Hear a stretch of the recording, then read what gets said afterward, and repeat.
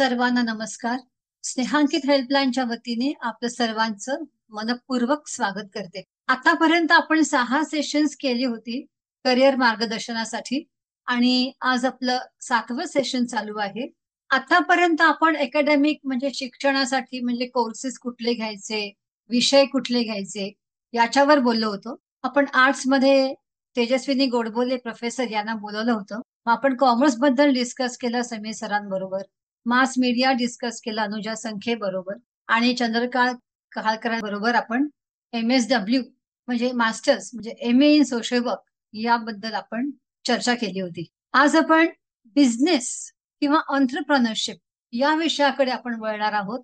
ही एक अंध व्यक्ती आपला स्वतःचा व्यवसाय कसा करू शकते आणि कसा वाढवून एका शिखरापर्यंत नेऊन पोहोचवू शकते. मला कधी कधी वाटतं आपण जेव्हा एक संस्था किंवा एक व्यक्ती विद्यार्थी वर्गातल्या मुलांना जेव्हा आपण त्यांच्या अडचणींमध्ये मदत करतो आणि त्यांची प्रगती बघतो लहानपणापासून आणि एखादा व्यक्ती एखादा विद्यार्थी एका लेवल पर्यंत किंवा एका शिखरापर्यंत पोहोचतो जेव्हा आपण बघतो त्या संस्थेला अधिकच अभिमान वाटतो त्या विद्यार्थ्याबद्दल आणि आम्ही त्याच विद्यार्थ्याला किंवा त्याच व्यक्तीला आज इथे आमंत्रित केलेला आहे. तो आमचा सागर पाटील. सागर पाटीलला आम्ही 11वी पासून ओळखतो. आम्ही म्हणजे स्नेहांकित हेल्पलाईन आणि तिथपासून त्याची प्रगती बघितली.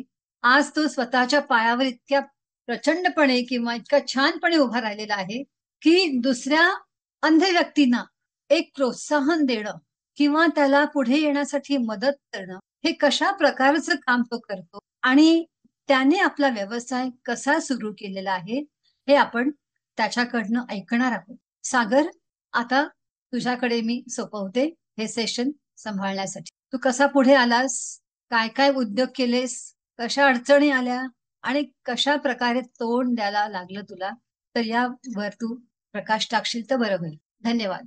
धन्यवाद ताई. सर्वांना नमस्कार. विषय खूप छान आहे.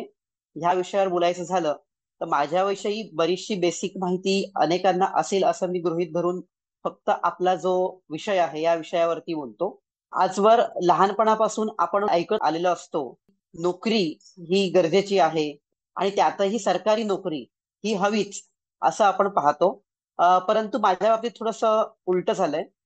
मी साधारणतः 5-6 वर्षाचा असताना 1991 साली माझ्या वडिलांना नोकरी सोडावी लागली काही कारणांनी आणि त्या नोकरी सोडण्याचे विषय माझ्या घरात अनेक वर्ष कोणी ना कोणीतरी कुठल्या ना कुठल्या माध्यमातून होत होते. जसं मी 1996 साली थोडंफार वयाच्या 10व्या-11व्या वर्षी कळू लागलं तेव्हा नोकरी जाणं म्हणजे काय किंवा सरकारी नोकरी काय असते, प्रायव्हेट नोकरी काय असते, याच्यामध्ये काय फरक असतो ह्या विषयीची थोडीशी माहिती कळत गेली होती. आणि तेव्हा एक डोक्यात माझ्या विचार आला होता की नोकरी म्हटलं की कोणतीही नोकरी सिक्युअर नाही, मग ती सरकारी असोत किंवा प्रायव्हेट असोत. आणि ह्यामुळे डोक्यात एकच विचार होता की मला नोकरी नाही करायची तर कुठेतरी एक व्यवसाय करायचा आहे आणि हा व्यवसाय करायचा आहे तर मग काय आपण करू शकतो. तर इयत्ता 1ली ते 10वी मी जे काही शिकत होतो, आपण जे काही शिकतो तर ते शिकताना आपण असा विचार करत असतो की आपल्याला नोकरी कशी मिळेल, का चांगल्या चांगल्या गोष्टी कशा मिळतील, आपण चांगल्या मुलाखती कशा देऊ शकतो. तर ह्याऐवजी माझा विचार चालू होता की नाही, मी नोकरी कशी करू शकतो ह्याऐवजी मी इतरांना नोकरी कशी चांगली देऊ शकेल किंवा आपल्याला वेगळं काय करता येऊ शकेल, एखादी मुलाखत कशी घ्यायची. कारण आपण शिक्षणात शिकत असतो की मुलाखत कशी द्यायची, तर मी त्यातून शिकत होतो की मुलाखत कशी घ्यायची, कोणते प्रश्न विचारले पाहिजेत, कोणते विचारले जाऊ नयेत, ह्या गोष्टी मी शिकत गेलो. इयत्ता 10वी कंप्लीट झाल्यानंतर मी विचार केला की चल आता इथे शिक्षण बस झालं, आता काहीतरी व्यवसाय करायला हवा. आणि शाळेमध्ये माझ्या इयत्ता 10वी पर्यंत मी पॉटरी विषय घेतला होता, क्ले मॉडेलिंग, आणि मातीकामाच्या भरपूर वस्तू बनवता येत होत्या. तर कब्बशी बनवण्याचा कारखाना सुरू करावा असा एक विचार आला आणि त्या संदर्भात बरीच तयारी केली. सरकारकडनं काही मानधन वगैरे मिळतं, म्हणजे तेव्हा साधारणतः 2 लाख रुपयापर्यंत व्यवसायासाठी मदत मिळत होती. मी तेव्हा साधारणतः क्ले मॉडेलिंगचा व्यवसाय सुरू करायचा विचार केला होता आणि तो क्ले मॉडेलिंगचा व्यवसाय करत असताना भट्टी किंवा व्हील्स वगैरे या सगळ्या गोष्टी घेतल्या आणि सुरू तर केलं. परंतु तेव्हा 60,000 रुपयाचं मटेरियल बनवलं आणि मार्केटमध्ये जेव्हा मी ह्या गोष्टी घेऊन गेलो, अनेक व्यापाऱ्यांनी अरे ह्या मालाचा सेम दर्जा राहील का, भविष्यात आम्हाला असंच माल मिळेल का, किंवा तुम्ही ब्लाइंड आहात तर आणताना वगैरे फुटल्या कपशा काय झालं तर आम्ही कसं काय विश्वास ठेवणार. म्हणून अनेक लोकांनी त्याला प्रोत्साहन देण्याऐवजी माल घेतलाच नाही. आणि त्यानंतर मग डोक्यात आलं की अरे असं जर असेल तर मग आपल्याला कसं काय परवडणार आणि कसं आपण करू शकू. मग तेव्हा जो काही निर्णय घेतला होता की आपण 11वी पर्यंत शिकूयात, नाही सॉरी 10वी पर्यंत शिकूयात, तर त्याचा विचार बदलला आणि पुढे विचार केला की नाही आपण आता 11वी 12वी करूयात. आणि 11वी 12वीला जेव्हा ऍडमिशन घेतलं, 11वीला रुईयात फक्त रुईयाचाच फॉर्म भरला होता, बाकी कुठेही फॉर्म नव्हता भरला. फक्त एकाच कॉलेजचा फॉर्म भरला होता की तेही चला आपल्याला ऍडमिशन मिळालं तर शिकायचं, नाही तर मग पुढे काय ते बघू. आणि जेव्हा फॉर्म भरला, रुईयात ऍडमिशन झालं, ऍडमिशन झाल्यानंतर डोक्यात तोच विचार कायम होता की आपल्याला काहीतरी वेगळं करायचंच आहे. आणि त्यानंतर माझ्या डोक्यात एक असा मला एका व्यक्तीच्या, जसे LIC एजंट असतात, न्यू इंडिया इन्शुरन्सचे एजंट्स असतात, तर तसं इन्शुरन्स सेक्टरमध्ये आपण काम करू शकतो असं जरा वाटलं. आणि म्हणून मी इन्शुरन्स सेक्टरमध्ये ऍडमिशन जायचं फॉर्म वगैरे भरला. 12वी जस्ट झाली आणि फॉर्म भरला. म्हटलं हा ही आपण एक स्वतःचा व्यवसाय म्हणून काहीतरी करू शकू. आणि साधारणतः मे महिन्यात फॉर्म भरला, पण मला जो कोड असतो त्यांचा एजंट कोड तो काही मिळालाच नाही. 31 जुलै एजंट कोड क्रिएट करायची शेवटची तारीख होती. 31 जुलैला शेवटी मी ऑफिसमध्ये गेलो, त्यांना विचारलं की बाबा रे काय नेमका प्रॉब्लेम आहे की मला तुम्ही का परमिशन देत नाहीयेत. तर तिकडचे जे मॅनेजर होते मला असा प्रश्न केला की अहो तुम्हाला एकतर दिसत नाही, आणि परत प्रॉब्लेम असा असतो की एजंट लोकांना संध्याकाळी काम करावं लागतं, कारण लोकही नोकरीनंतर जेव्हा संध्याकाळी रात्री घरी येतात तेव्हा त्यांच्या घरी आपल्याला जाऊन ह्या पॉलिसी समजावायच्या असतात. तर तुम्हाला एक तर दिसत नाही, त्यातही रात्री तुम्ही कसा काय प्रवास कराल. तर मी त्यांना एकच उत्तर दिलं, साहेब एक काम करा, डोळे बंद करा, तुमच्यासमोर अंधार आहे, हो आता तुम्ही चालू शकता का. असं कसं चालेल. म्हटलं ज्याच्या डोळ्यासमोर 24 अवर्स अंधार आहे त्याला सकाळ आणि रात्रीचा काय फरक पडतो. ह्या सांगण्यामुळे त्यांना काय वाटलं माहित नाही, पण आउट ऑफ वे जाऊन ऑफिस बंद व्हायची वेळ आली होती. 5:30 वाजता ऑफिस बंद होतो, पण त्यांनी ते ऑफिस 6:30-7 वाजेपर्यंत चालू ठेवलं, सगळ्या प्रोसेस पूर्ण केल्या आणि मला तो जो कोड असतो एजंट कोड तो मला मिळवून दिला. आणि त्यानंतर मग मी असा विचार केला की चला 15 ऑगस्ट हा आपला शुभमुहूर्त आहे, आपण 15 ऑगस्टला सुरू करू. 14 ऑगस्टला माझ्या घरी माणसं आली की अरे तुम्ही एवढं भांडून वगैरे आमच्याकडनं कोड घेतलं, पण तुम्ही आतापर्यंत एकही पॉलिसी लोकांची उतरवली नाहीत. तुम्हाला नेमकं काम करायचं आहे का कसं काय तुम्ही नेमकं करणार आहात, काय तुमची आता वेगळी काय अडचण आहे, आता काय तुमच्या मागण्या आहेत का.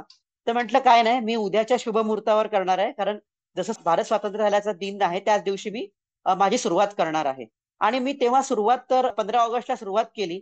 आणि सगळ्यात चांगली गोष्ट अशी झाली की त्यांचे एक प्रमोशन कॉस्ट असते की तुम्ही एका विशिष्ट लेवलच्या वर प्रमोशन तुमचे कलेक्शन गोळा केलं की तुमचं पहिल्या लेवलवरती कलेक्शन कंप्लीट झालं की तुम्हाला प्रमोशन मिळतो.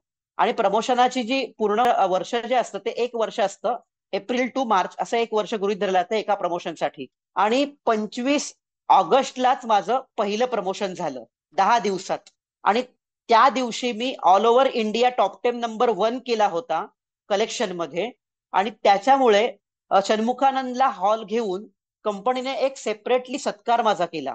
आणि ती मला माझ्या आयुष्यातली खूप मोठी गोल्डन ऑपॉर्च्युनिटी वाटली की आपण काहीतरी या क्षेत्रात करू शकतो. पण नंतर जसं जसं कळत गेलं, पुढे 6 महिने मी झाले काम करत होतो, नंतर कळलं की अरे पॉलिसीज तर कंपनी ठरवते, सगळ्या गोष्टी कंपनी, आपण फक्त आपल्या मनानुसार फक्त कुठे जायचंय कुठे नाही ह्याला फ्रीडम आहे, पण पॉलिसीमध्ये कुठल्याही प्रकारचं आपल्याला फ्रीडम नाहीये. मग आपण काय करू शकतो हे. मग मला तिथे कळलं की हा ओनरशिप बिझनेस नाहीये, हा आपला बिझनेस म्हणून आपण करत असलो तरी ओनरशिप नाहीये, मला ओनरशिपचा व्यवसाय करायचा आहे असं डोक्यात आलं. आणि जस्ट 12वी वगैरे ऑलरेडी रिझल्ट लागला होता. 13वीला ऍडमिशन घेतलेलं होतं, कारण 13वीला ऍडमिशन घेण्यापूर्वी मी प्रयत्न केला होता की मला इलेक्ट्रॉनिक मध्ये ऍडमिशन मिळेल का, तर मला लहानपणापासून इलेक्ट्रॉनिकची खूप आवड होती. आणि ही आवड असल्यामुळे मी तिथे ऍडमिशन घ्यायचा प्रयत्न केला. परंतु मला असं कुठेही ऍडमिशन घेताना म्हणजे बऱ्याच ठिकाणी मला अडवलं की नाही तुम्ही ब्लाइंड आहात, तुम्हाला कसं घेता येईल, तुम्हाला नाही घेता येणार, अशा बऱ्याच गोष्टींची अडचण आली. मग ही अडचण आली, मग काय करायचं, मग प्लेन ग्रॅज्युएशन करायचं ठरवलं. आणि 13वी 14वी 15वी असं शिकत असताना जसं आज आपण टाइमपास म्हणून युट्यूबवरती बऱ्याच गोष्टी बघतो, सहज बऱ्याच गोष्टी आपण युट्यूबवर टाइमपास करत असतो, त्याऐवजी मी इलेक्ट्रॉनिकच्या बऱ्याच गोष्टी युट्यूबवरती ऐकत होतो, इंटरनेटवरती वाचत होतो, वेगवेगळ्या प्रकारची पुस्तकं, वेगळ्या इन्स्ट्रुमेंटची माहिती.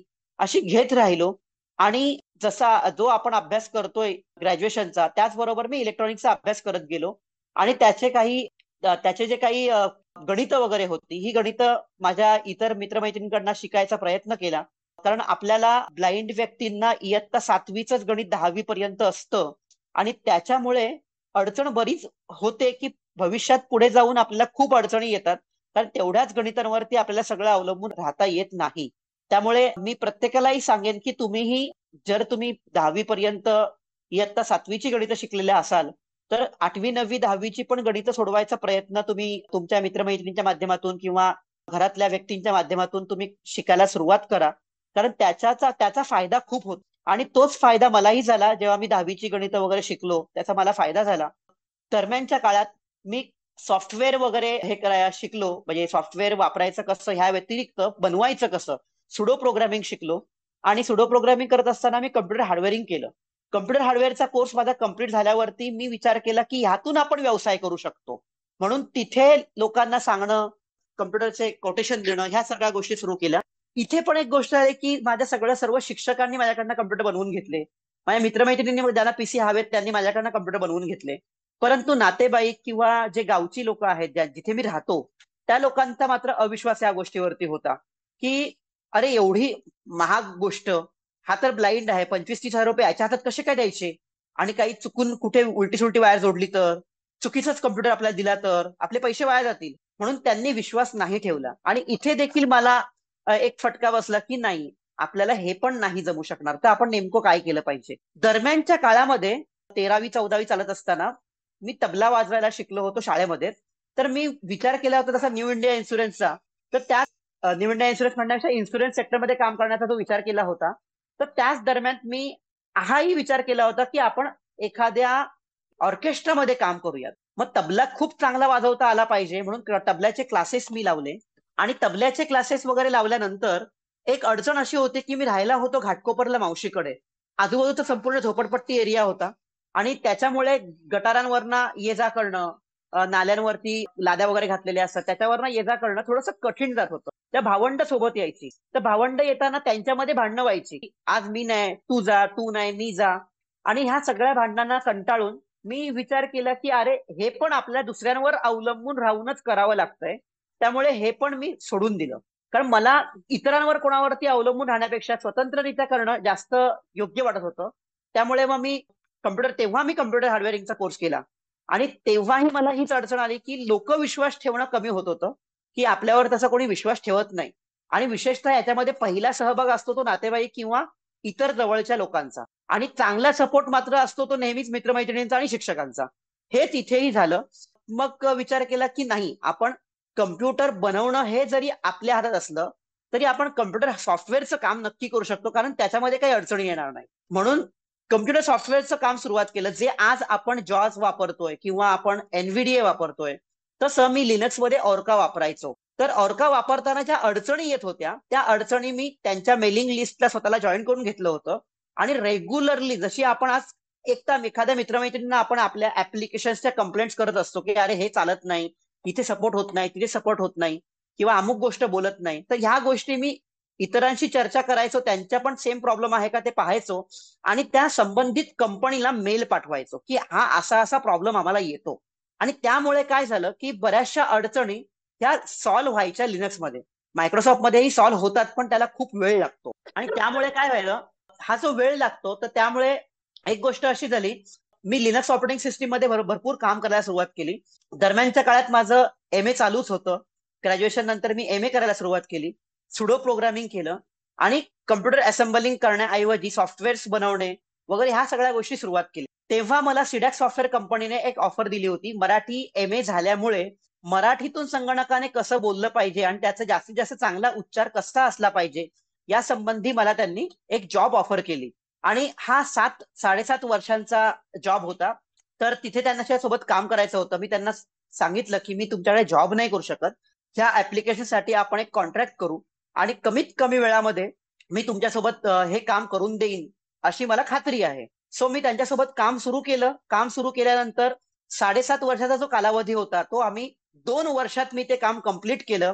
आणि accessible Linux for visually challenge असे एक ऑपरेटिंग सिस्टीम आम्ही 2011 साली लॉन्च केली आणि 2012 साली आम्ही त्याचं नवीन अपडेट व्हर्जन सुरू केलं. अनेक संस्थांना आम्ही ती पायलट टेस्टिंग म्हणून आम्ही ती ऑपरेटिंग सिस्टीम शिकवली. त्याच्यामध्ये बऱ्याच गोष्टी सोप्या गेल्या आणि त्यातले अपडेटेड काही सॉफ्टवेअर आहेत जे आजही आपण वेगवेगळ्या ऍप्लिकेशन्स मध्ये वापरतोय, ज्याच्यामध्ये ओरॅकल्स आहेत किंवा मराठी डीटीपी वगैरे आपण करतो, त्या बऱ्याचशा चुका त्यात व्हायच्या, त्या आता कमी होतात. किंवा ब्रेल टू देवनागरी कन्व्हर्जन किंवा देवनागरी टू ब्रेल कन्व्हर्जन, ह्या बऱ्याच गोष्टी तिथे डेव्हलप झाल्या आणि त्या युनिव्हर्सली आपल्याला आत्ता वापरता येतात. त्यासाठी त्याचे मग बरेचसे व्हर्जन श्री लिपीने किंवा लोकसत्ताने वगैरे घेतले आणि आज ते आपण आपल्या ब्रेल लिपीमध्ये आपण बऱ्याच ब्रेल जे डक्सबरी वगैरे आहे त्यामध्ये पण त्या गोष्टी आज बऱ्याच वापरल्या जातात. आणि हे सगळं झालं 2.5 वर्षांनी माझा तो कॉन्ट्रॅक्ट संपत आला आणि 2 वर्षाने कॉन्ट्रॅक्ट संपत आला तेव्हा मी जे काही इतर संस्थांना वगैरे बोलावून शिकवलं तेव्हा अनेक ठिकाणी माझ्या मुलाखती झाल्या, अनेक ठिकाणी पेपरला न्यूज छापून आल्या आणि ह्या पेपरला छापून आलेल्या न्यूज वगैरे नातेवाईकांनी वाचल्या, गावातल्या अनेक लोकांनी त्या पाहिल्या. तर त्याच्यामुळे एक परिणाम असा झाला की लोक बाहेरून विचारायला लागले कम्प्युटर संदर्भातली माहिती आणि माझ्याकडनं पीसी बनवून घ्यायला लागले. तेव्हा मी विचार केला की अरे हीच खूप सुवर्ण संधी आहे आपल्या स्वतंत्र व्यवसाय सुरू करण्याची. आणि मी 24 एप्रिल 2013 आयडियल इनोव्हेटिव्ह ग्रुप नावाने कंपनी रजिस्टर केली आणि तिथून व्यवसाय सुरू केला. आता हा व्यवसाय सुरू केल्यानंतर अडचणी अशा यायला लागल्या की आपल्याकडे विशिष्ट भांडवल नाही. आता भांडवल नसल्यामुळे बनवायचं काय, म्हणून आम्ही वेगवेगळ्या कंपन्यांकडे जाऊन त्यांच्याकडचं मटेरियल बनवायला मिळतं का हे बघायचा प्रयत्न केला. पण तेव्हा आम्हाला फिलिप्स कंपनीने मला तेव्हा नाही म्हटलं होतं. आणि मग काही बऱ्याच लोकांना इथे माहिती असतील, विद्या शुक्ल म्हणून आपल्या एक ताई होत्या की ज्या ब्रेल लिहिण्याला लिखाणाला रिडिंगसाठी वगैरे अनेक लोकांना मदत करायचे.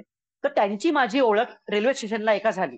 तर त्यांना मी काय काय करतो कसं करतो हे सांगितल्यावरती त्यांनी मला त्यांच्या मिस्टरांची ओळख करून दिली, सुरेश शुक्ल. तर त्या काकांची जेव्हा ओळख करून झाल्यानंतर त्यांनी पहिल्याच दिवशी मी त्यांना माझा प्रॉब्लेम सांगितला आणि ते लेबर आणि ओनर ह्याच्यामधलं कम्युनिकेशन, ह्याच्यामधले कायदे वगैरे बनवायचं, बिझनेस सेटअप करून द्यायचं, असे अनेक ती कामं ते स्वतः करत होते. तर त्यांनी फिलिप्स बरोबर कॉन्टॅक्ट केला, त्यांच्याशी संबंधित व्यक्तींसोबत बोलणं केलं आणि मला त्यांनी त्यांच्याकडनं ऑर्डर मिळवून दिल्या. तिथून जे काम फिलिप्सचं काम मिळाल्यामुळे मला सिस्का, ब्राईट, शाईन ह्या कंपन्यांचे बल्ब बनवायला अगदी सहज मिळाले. त्यामुळे त्यांचं आम्ही काम करत होतो, कंपन्यांना आम्ही त्यांचं प्रोडक्ट बनवून देत होतो. हे प्रोडक्ट बनवत असताना म्हटलं हे आपण करतोय, आपण स्वतःच का करू शकत नाही. तेव्हापर्यंत अनेक एजंट लोकांची ओळख झाली होती, कच्चा मटेरियल कुठे मिळतो, कसा मिळतो ह्याची माहिती मिळाली आणि 2015ला 14-15ला आम्ही स्वतःच मी माझं प्रोडक्ट सुरू केलं. आणि त्याच दरम्यान सरकारने एलईडी जे प्रोडक्ट्स आहेत ते 10-10, 20-20 रुपयाला आपल्या लाईट बिल वरती द्यायचे सुरुवात केली. आणि त्यासाठी लागणारं टेंडर हे कमीत कमी 5 करोडचं, जास्तीत जास्त 20 करोडचं होतं. तर आपल्याकडे तर लाखो रुपये पण नाहीत आणि एवढी रक्कम आपण कशी करायची, खूप मोठा प्रश्न उभा होता. आणि खूप मोठा प्रश्न उभा असल्यामुळे मग विचार केला की अरे याच्यात तर आपण काय करू शकत नाही. मग सोलार लाईट्स आणि रिचार्जेबल लाईट्स कडे जास्त लक्ष घातलं आणि डायरेक्ट लाईट्सवर चालणारे जे बल्ब किंवा बाकीचे जे लॅम्प वगैरे आहेत जे मार्केटमध्ये पण सहज मिळतात ते बनवणं बंद केलं आणि स्वतःची युएसपी तयार करायचा प्रयत्न केला की आपण असं काहीतरी केलं पाहिजे की ते बाहेर मिळत नाही आणि ते आपल्याकडेच मिळेल. सो पहिला अभ्यास केला की टॉर्च बनवायच्या. अनेक मित्रमैत्रिणींना, शिक्षकांना सांगितलं की मी टॉर्च बनवायचा व्यवसाय सुरू करणार आहे. त्यांचा पहिला प्रश्न होता की अरे टॉर्च कोण घेणार, सगळ्यांच्या मोबाईलमध्ये टॉर्च असतो. मग मी पण विचार केला अरे हो बरोबर आहे. मग अभ्यासाला सुरुवात केली की टॉर्च लोक का वापरत नाहीत किंवा का घेतील आपल्याकडून. तेव्हा एक गोष्ट लक्षात आली की टॉर्च ठेवून ठेवून डिस्चार्ज होतो, त्याच्यानंतर लिकेज होतात बॅटरीज आणि बॅटरी लिकेज झाल्यामुळे वस्तू, टॉर्च तर खराब होतेच पण आजूबाजूला असलेल्या वस्तू पण खराब होतात. अशा अनेक गोष्टींची कारणं माझ्या समोर आली. मग ह्या कारणांना तोंड द्यायचं कसं म्हणून त्याच्यावरती अभ्यास सुरू केला आणि स्वतःच एक बॅटरी मॅनेजमेंट सर्किट म्हणजे BMS स्वतःचा बनवला, त्याचं पेटंट घेतलं आणि हे BMS वापरल्यानंतर बॅटरी डिस्चार्ज तर होत नाही, ओव्हरचार्जही होत नाही आणि ओव्हर डिस्चार्जही होत नाही आणि ह्या सर्व गोष्टींमुळे ती लीकही होत नाही. आणि हे झाल्यावर हे सर्किटच वापरून मी माझे प्रोडक्ट बनवायला सुरुवात केली आणि तेव्हा मला सर्वप्रथम एक चांगला चान्स मिळाला, तो म्हणजे टाटा पॉवर मध्ये मी स्टॉल लावल्यानंतर तिथून मला खूप चांगला रिस्पॉन्स आला. टाटा पॉवरशी आम्ही प्रति वर्ष किंवा 2-2 वर्षाने कॉन्ट्रॅक्ट करायला सुरुवात केली आणि आमचे प्रोडक्ट्स आम्ही तिथे सेल करत होतो आणि टाटा पॉवर आमचे प्रोडक्ट घेतं म्हटल्यावरती इतर लोक पण घ्यायला लागली ते प्रोडक्ट्स. आणि ते प्रोडक्ट घेतल्यानंतर मग त्याला आम्ही वेगळ्या प्रकारचे बल्ब, इमर्जन्सी लाईट्स, ट्यूबलाइट्स असं बनवत होतो. दरम्यानच्या काळात मी आपल्या अनेक मुलांना रात्री फिरायला वगैरे जायची सवय आहे. आता तो जो शब्द वापरलास पेटंट, आता काही मुलांना पेटंट म्हणजे काय माहिती नाही. तर ते ओके. काय असं जरा सांगशील तर बरं होईल. हा, आता पेटंट म्हणजे काय, तर आपण एखाद्या नसलेल्या गोष्टीची नवीन निर्मिती करतो, म्हणजे शोध लावतो. तो शोध आपल्या नावावर रजिस्टर करणं, की हे मी केलंय, दुसरं कोणी केलेलं नाहीये, किंवा ही याची माझी मालकी आहे, असं आपण रजिस्टर करतो. आणि त्याच्यावरती एक फायदा असा असतो की तसा जर नवीन कोणी बनवायचा प्रयत्न केला तर ते आपल्या परवानगीशिवाय किंवा ते आपल्या परवानगीशिवाय वापरू पण शकत नाहीत, आणि ते आपल्या परवानगी व्यतिरिक्त कुठेही त्याचा गैरफायदा घेऊ पण शकत नाहीत. कारण त्याची संपूर्णतः मालकी, ते बनवलं कसं, कशा पद्धतीने त्याची प्रोग्रेस झाली, ह्या सगळ्या गोष्टीची मालकी ही आपली असते. जसं की आपण एखादी जागा विकत घेतो, त्याच्यावर आपली मालकी असते. तसंच एखादी वस्तू बनवल्यानंतर त्या वस्तूची आयडिया, ती कशी बनवली, काय वापरून बनवलं, या संबंधीची जी मालकी असते ती आपली असते. त्यामुळे त्याची कॉपी दुसरा कुठलीच व्यक्ती करू शकत नाही. आणि जर तशी केली तर त्याच्यावर तुम्ही खटला दाखल करू शकता, त्याच्यावरती तुम्ही रॉयल्टी घेऊ शकता. आणि ही रॉयल्टी, जर आपलं पेटंट जर कोणी वापरत असेल तर तुमची परमिशन घेऊन तुम्ही त्याला ते वापरू देऊ शकता. आणि त्याची रॉयल्टी हा तुमचा प्रॉफिट पण तुम्हाला घेता येऊ शकतो. हे झालं पेटंटचं. याविषयीच्या अनेक गोष्टी आहेत, तुम्हाला गुगलवरती पेटंट संदर्भातल्या बऱ्याच गोष्टी माहिती पडतील.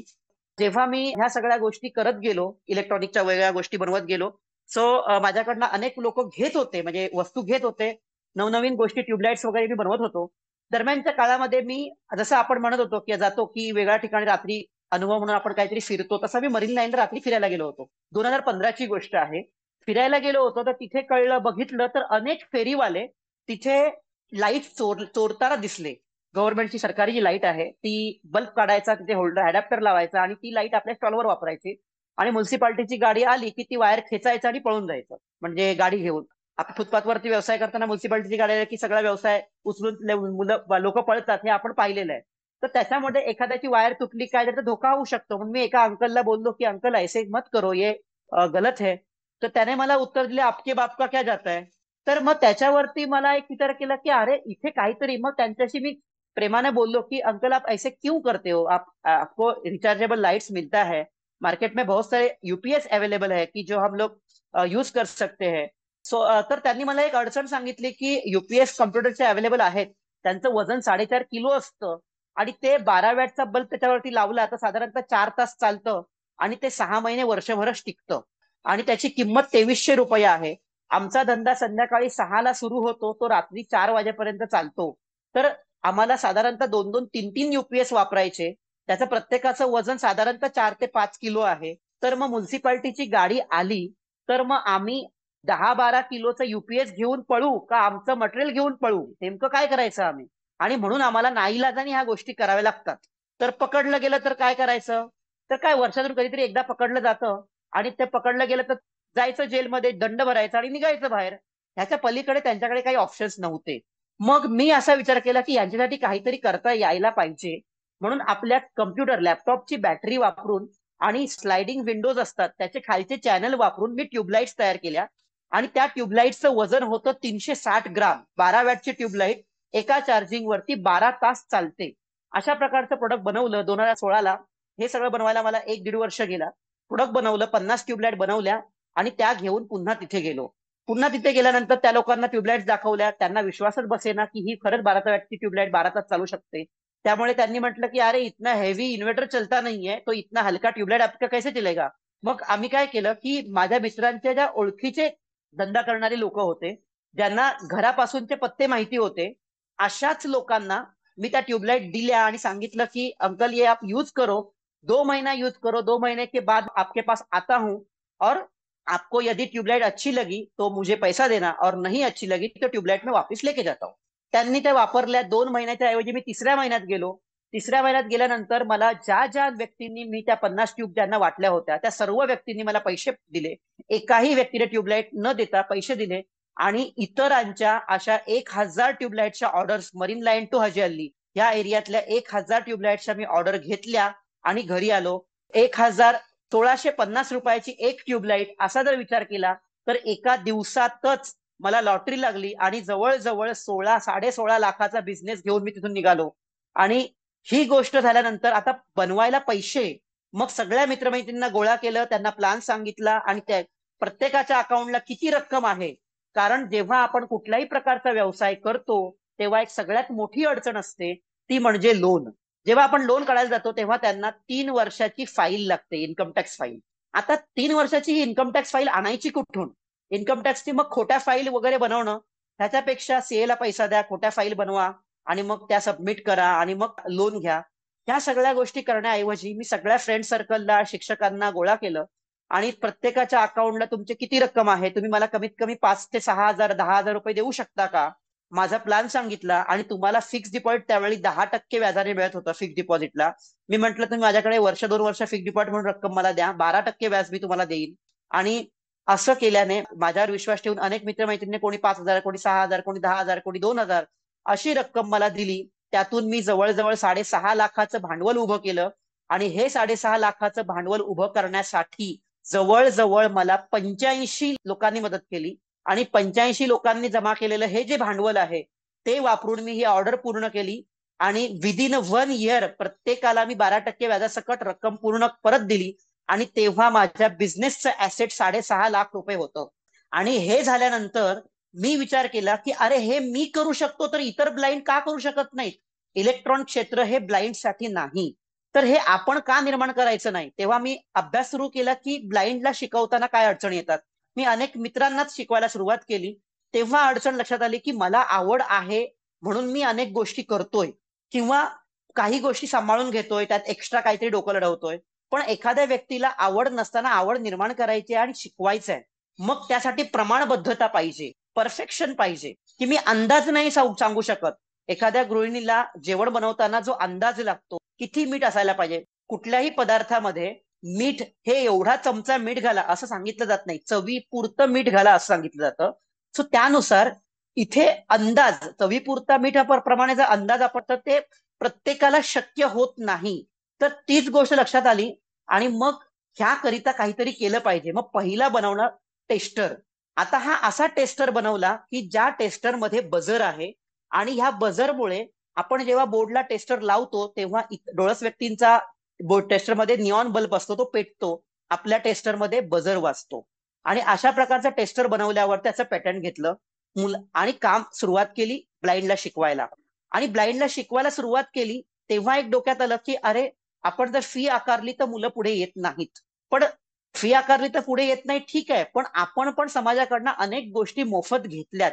आणि आता आपल्या थोडंसं आपल्या क्षेत्रातला पैसा खर्च करून जर द्यायची झाली तर काय मोठा फरक पडतो? जर 10 लोकांना शिकवलं तर ती माझ्याकडेच काम करतील आणि त्याच्या माध्यमातून त्यांनाही पैसा मिळेल आणि मलाही पैसा मिळेल. म्हणून मी मोफत प्रशिक्षण सुरू केलं.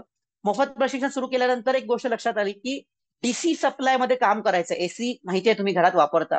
डीसी सप्लाय म्हणजे जो आपण बॅटरीवर वगैरे वापरतो किंवा मोबाईल चार्जर्स किंवा अनेक गोष्टी आता ज्या आपल्या ज्या गोष्टी आपण इलेक्ट्रॉनिक गोष्टी वापरतो या 99% डीसी वर असतात. सो डीसी सप्लाय ओळखताना प्लस आणि म्हणजे निगेटिव्ह पॉझिटिव्ह ओळखताना ब्लाइंडला त्रास व्हायला लागलं. आणि मल्टीमीटरच्या सहाय्याने ते ओळखता येतं. मल्टीमीटर खूप महाग मिळतात. मग काय करायचं? मग पोलॅरिटी टेस्टर बनवला. पोलॅरिटी टेस्टर बनवला, त्याचंही पॅटर्न घेतलं आणि पोलॅरिटी टेस्टर वापरून मुलांना शिकवायला सुरुवात केली.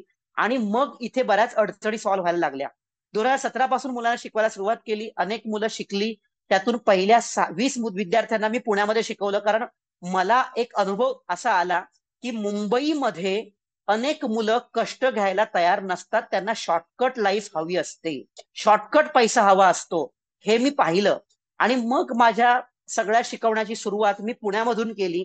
आणि पुण्यामध्ये अनेक ठिकाणची मुलं म्हणजे नगर, अहमदनगरची मुलं आहेत, कोल्हापूरचे किंवा रायगड मधली मुलं, अशी एकत्र आम्ही 20 मुलं गोळा केली. आणि पुण्यामध्ये पहिलं सेशन घेतलं. त्या 20 पैकी 11 निवडले. त्याचं दुसरं सेशन घेतलं. 11तले 6 निवडले. त्यातून तिसरं सेशन घेतलं. आणि तिसऱ्या सेशन पासून मी जे काही आम्ही स्टेप बनवतो शिकवायला, त्यातून एक एक भाग शिकवत गेलो. त्यांना डीप मध्ये शिकवत गेलो. आणि ज्या पहिल्या 6 विद्यार्थ्यांना शिकवलं त्यापैकी 4 विद्यार्थ्यांचे आज स्वतःचे स्टॉल आहेत, दुकानं आहेत. ती स्वतःचे इलेक्ट्रॉनिकची दुकानं पुण्यामध्ये, रायगडमध्ये आणि अहमदनगरमध्ये चालवतात.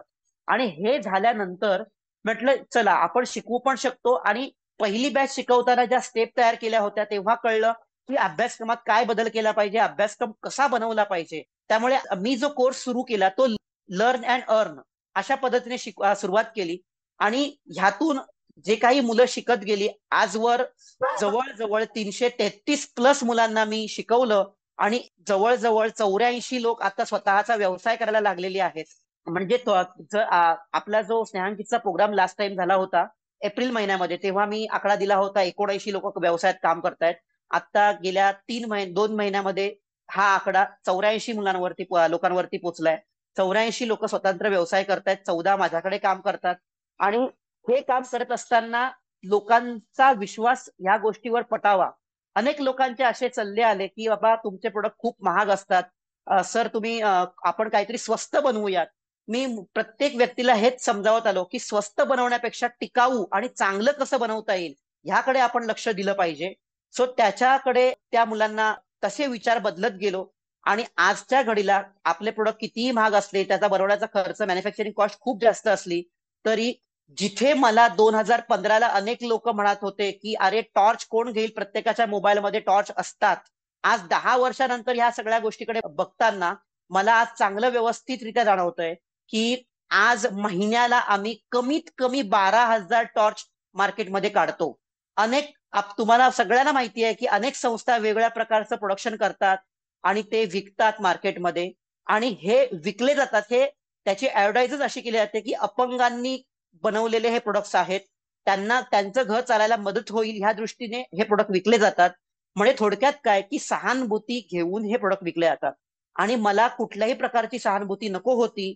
व्यक्तींनी त्यांच्या गरजेनुसार प्रोडक्ट घेतले पाहिजेत, व्यक्तींच्या गरजेनुसार क्वालिटी प्रोडक्ट आपण बनवले पाहिजेत. सहानुभूती म्हणून प्रोडक्ट विकले गेले नाही पाहिजेत.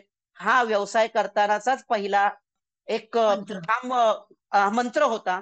आणि त्यामुळे आजच्या घडीला जी काही व्यक्ती आमच्याकडनं प्रोडक्ट विकत घेतात त्यातून 98% लोकांना माहितीच नाही की हे प्रोडक्ट हँडिकॅप मुलं बनवतात, हे माहितीच नाहीये. आणि त्यांना जेव्हा कळतं तेव्हा त्यांना खूप आश्चर्य वाटतं की अरे ब्लाइंड व्यक्ती बनवतो, विश्वासच नाही बसत त्या व्यक्तींना. आणि त्यामुळे ज्यांना ज्यांना कळतं ते लोक स्वतंत्ररित्या इथे येऊन व्हिजिटही करतात वर्कशॉपला की खरंच ब्लाइंड करतात का हे बघायला. असे व्हिजिटही करण्याचे अनेक लोक आहेत. आणि प्रोडक्टची क्वालिटी, जसं मी मुलांना शिकवताना सांगितलं की प्रोडक्टची क्वालिटी खर्चाकडे न बघता क्वालिटीकडे बघा, क्वालिटी मेंटेन ठेवली पाहिजे.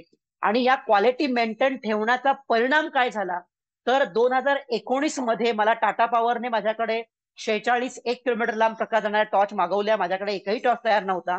सोमवारी टॉर्च मागवल्या, बुधवारी ऑर्डर कंप्लीट करून द्यायची होती 2 दिवसात. मी मुलांनाही तेव्हा माझ्याकडे 4च मुलं काम करत होती, चौघांनाही बोलावलं, त्यांना सांगितलं अशी अशी ऑर्डर आली, आपल्याला 2 दिवसात बनवून द्यायची आहे. मंगळवारी आम्ही एका दिवसात ती टॉर्च ची ऑर्डर आम्ही कंप्लीट केली. आणि त्याच मुलांना घेऊन मी डिसेंबरमध्ये टाटा पॉवर मध्ये गेलो. सोमवारी ऑर्डर दिली होती, त्यांनी प्लेस केली होती ऑर्डर, पीओ दिला होता.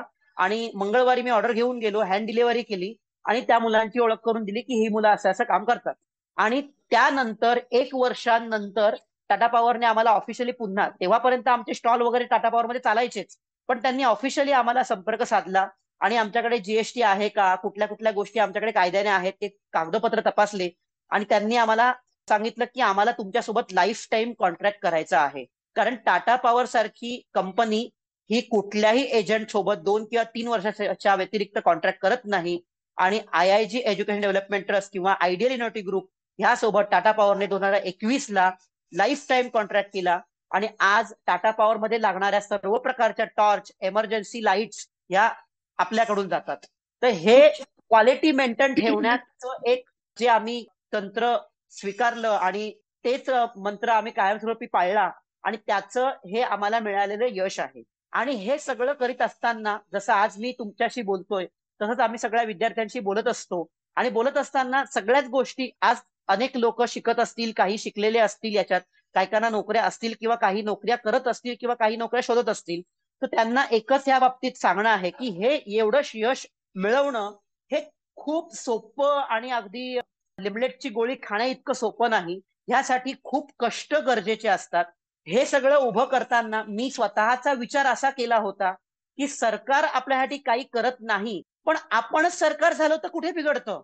आपणच आपलं सरकार व्हायचं आणि आपण काम सुरू करायचं.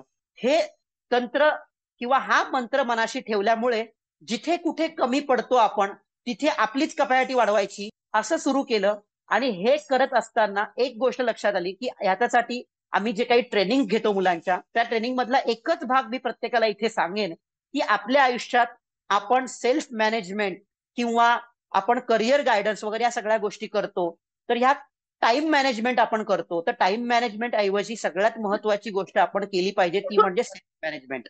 आणि सेल्फ मॅनेजमेंट करताना ऑटोमॅटिकली आपलं करिअर ऑटोमॅटिक सेट होत जातं. त्यासाठी सगळ्यात चांगला एक चार्ट बनवणं गरजेचं असतं आणि तो मी तुम्हाला आता सांगेन. सगळ्यांनी समजून घ्या. ज्याला कोणाला नाही लक्षात आलं त्याने मला परत विचारा. इथे अनेक ब्लाइंड व्यक्ती असल्यामुळे मी ब्लाइंडच्या दृष्टीने समजावून सांगेन की कशा पद्धतीने चार्ट आखायचा आहे. सगळ्यात पहिलं एक आपल्याला कोरा कागद घ्यायचा आणि कोऱ्या कागदावरती आपल्याला त्याच्या 4 घड्या घालायच्या, म्हणजे उभी एक रेष आणि आडवी एक रेष, अधिकचं चिन्ह तयार करायचं. अशा घड्या घातल्यानंतर डोळस व्यक्तींनी याच्यावरती एका पेजवरती एक उभी एक आडवी रेष आखायची आहे. आणि ही रेष आखल्यानंतर ह्या कागदाच्या बाहेर एका कोणाच्या वरती म्हणजे डाव्या हाताला टॉपला लिहायचंय इम्पॉर्टंट आणि उजव्या हाताला टॉपला लिहायचंय नॉट इम्पॉर्टंट, आणि डाव्या हाताला लिहायचं आहे अर्जंट आणि डाव्या हातालाच खालच्या कोणासमोर लिहायचं आहे नॉट अर्जंट.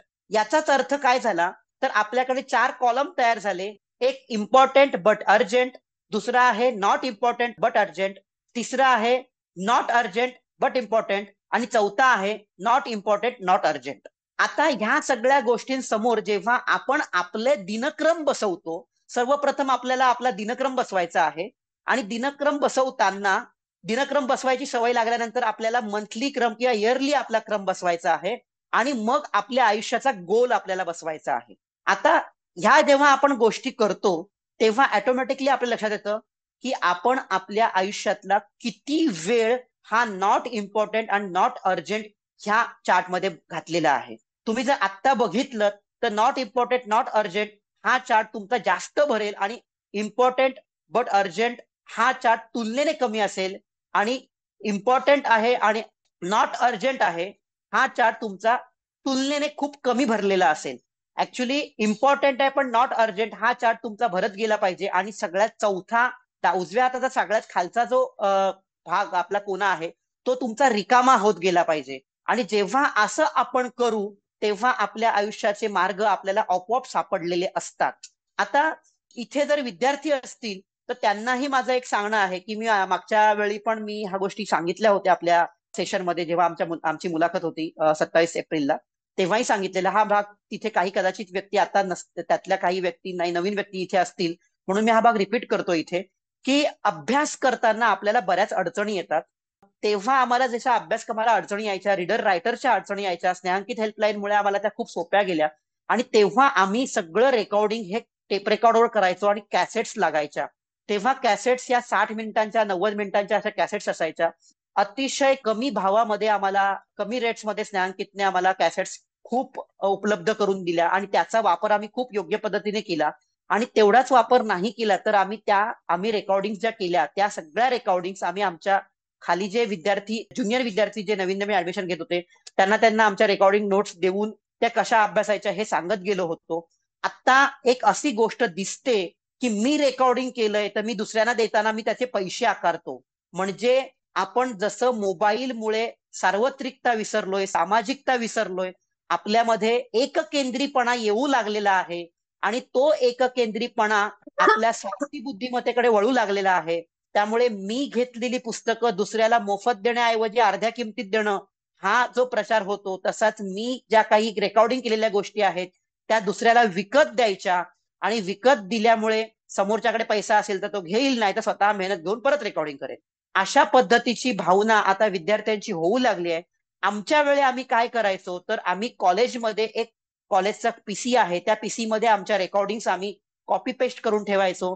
आणि त्या पीसी मध्ये ज्याला कोणाला त्या रेकॉर्डिंग हव्यात तो त्या कॉपी करून घ्यायचा आणि स्वतःचा अभ्यास करायचा. पैसा मोजून एखाद्याला अभ्यासात मदत करण्याऐवजी त्याला पैसा न मदत करता त्याला आपल्याला आयुष्यात कसं उभं करता येईल हे करावं. कारण आपण समाजाकडनं अनेक मोफत गोष्टी ऍज अ ब्लाइंड आहोत म्हणून अपेक्षित करतो.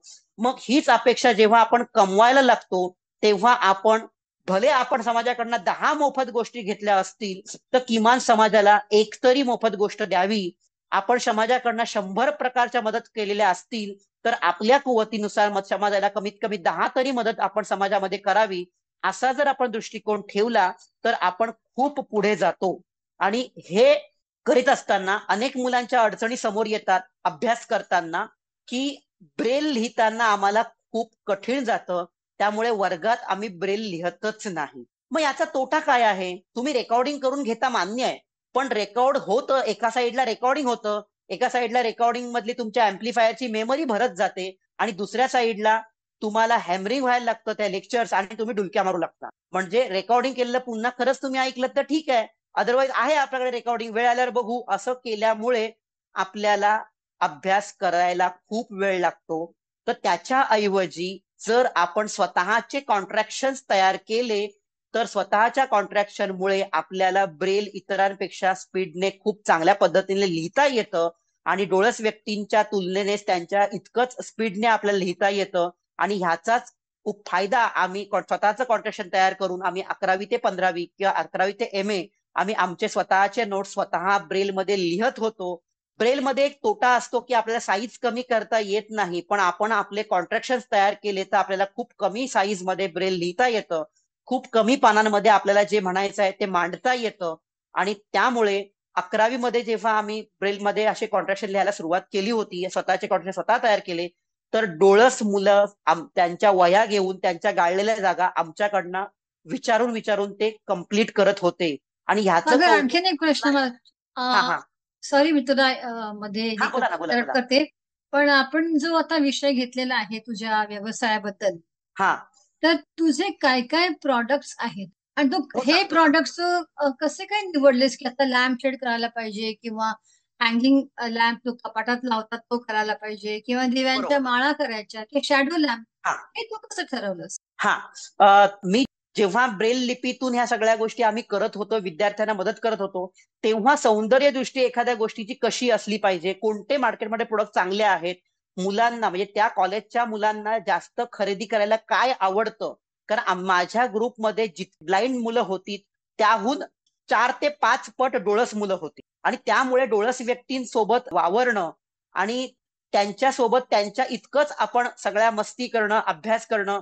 आणि होतं कसं, मी ज्या पद्धतीने अभ्यास करायचो त्यामुळे आमच्यामुळे तुम्ही उभे आहात किंवा तुमच्यामुळे आम्ही आहोत अशी भावनाच शिल्लक न राहिल्यामुळे ह्या गोष्टींचा फायदा झाला की डोळस वर्ग कॉन्टॅक्ट मध्ये खूप राहिला, मित्रमैत्रिणी खूप होत्या.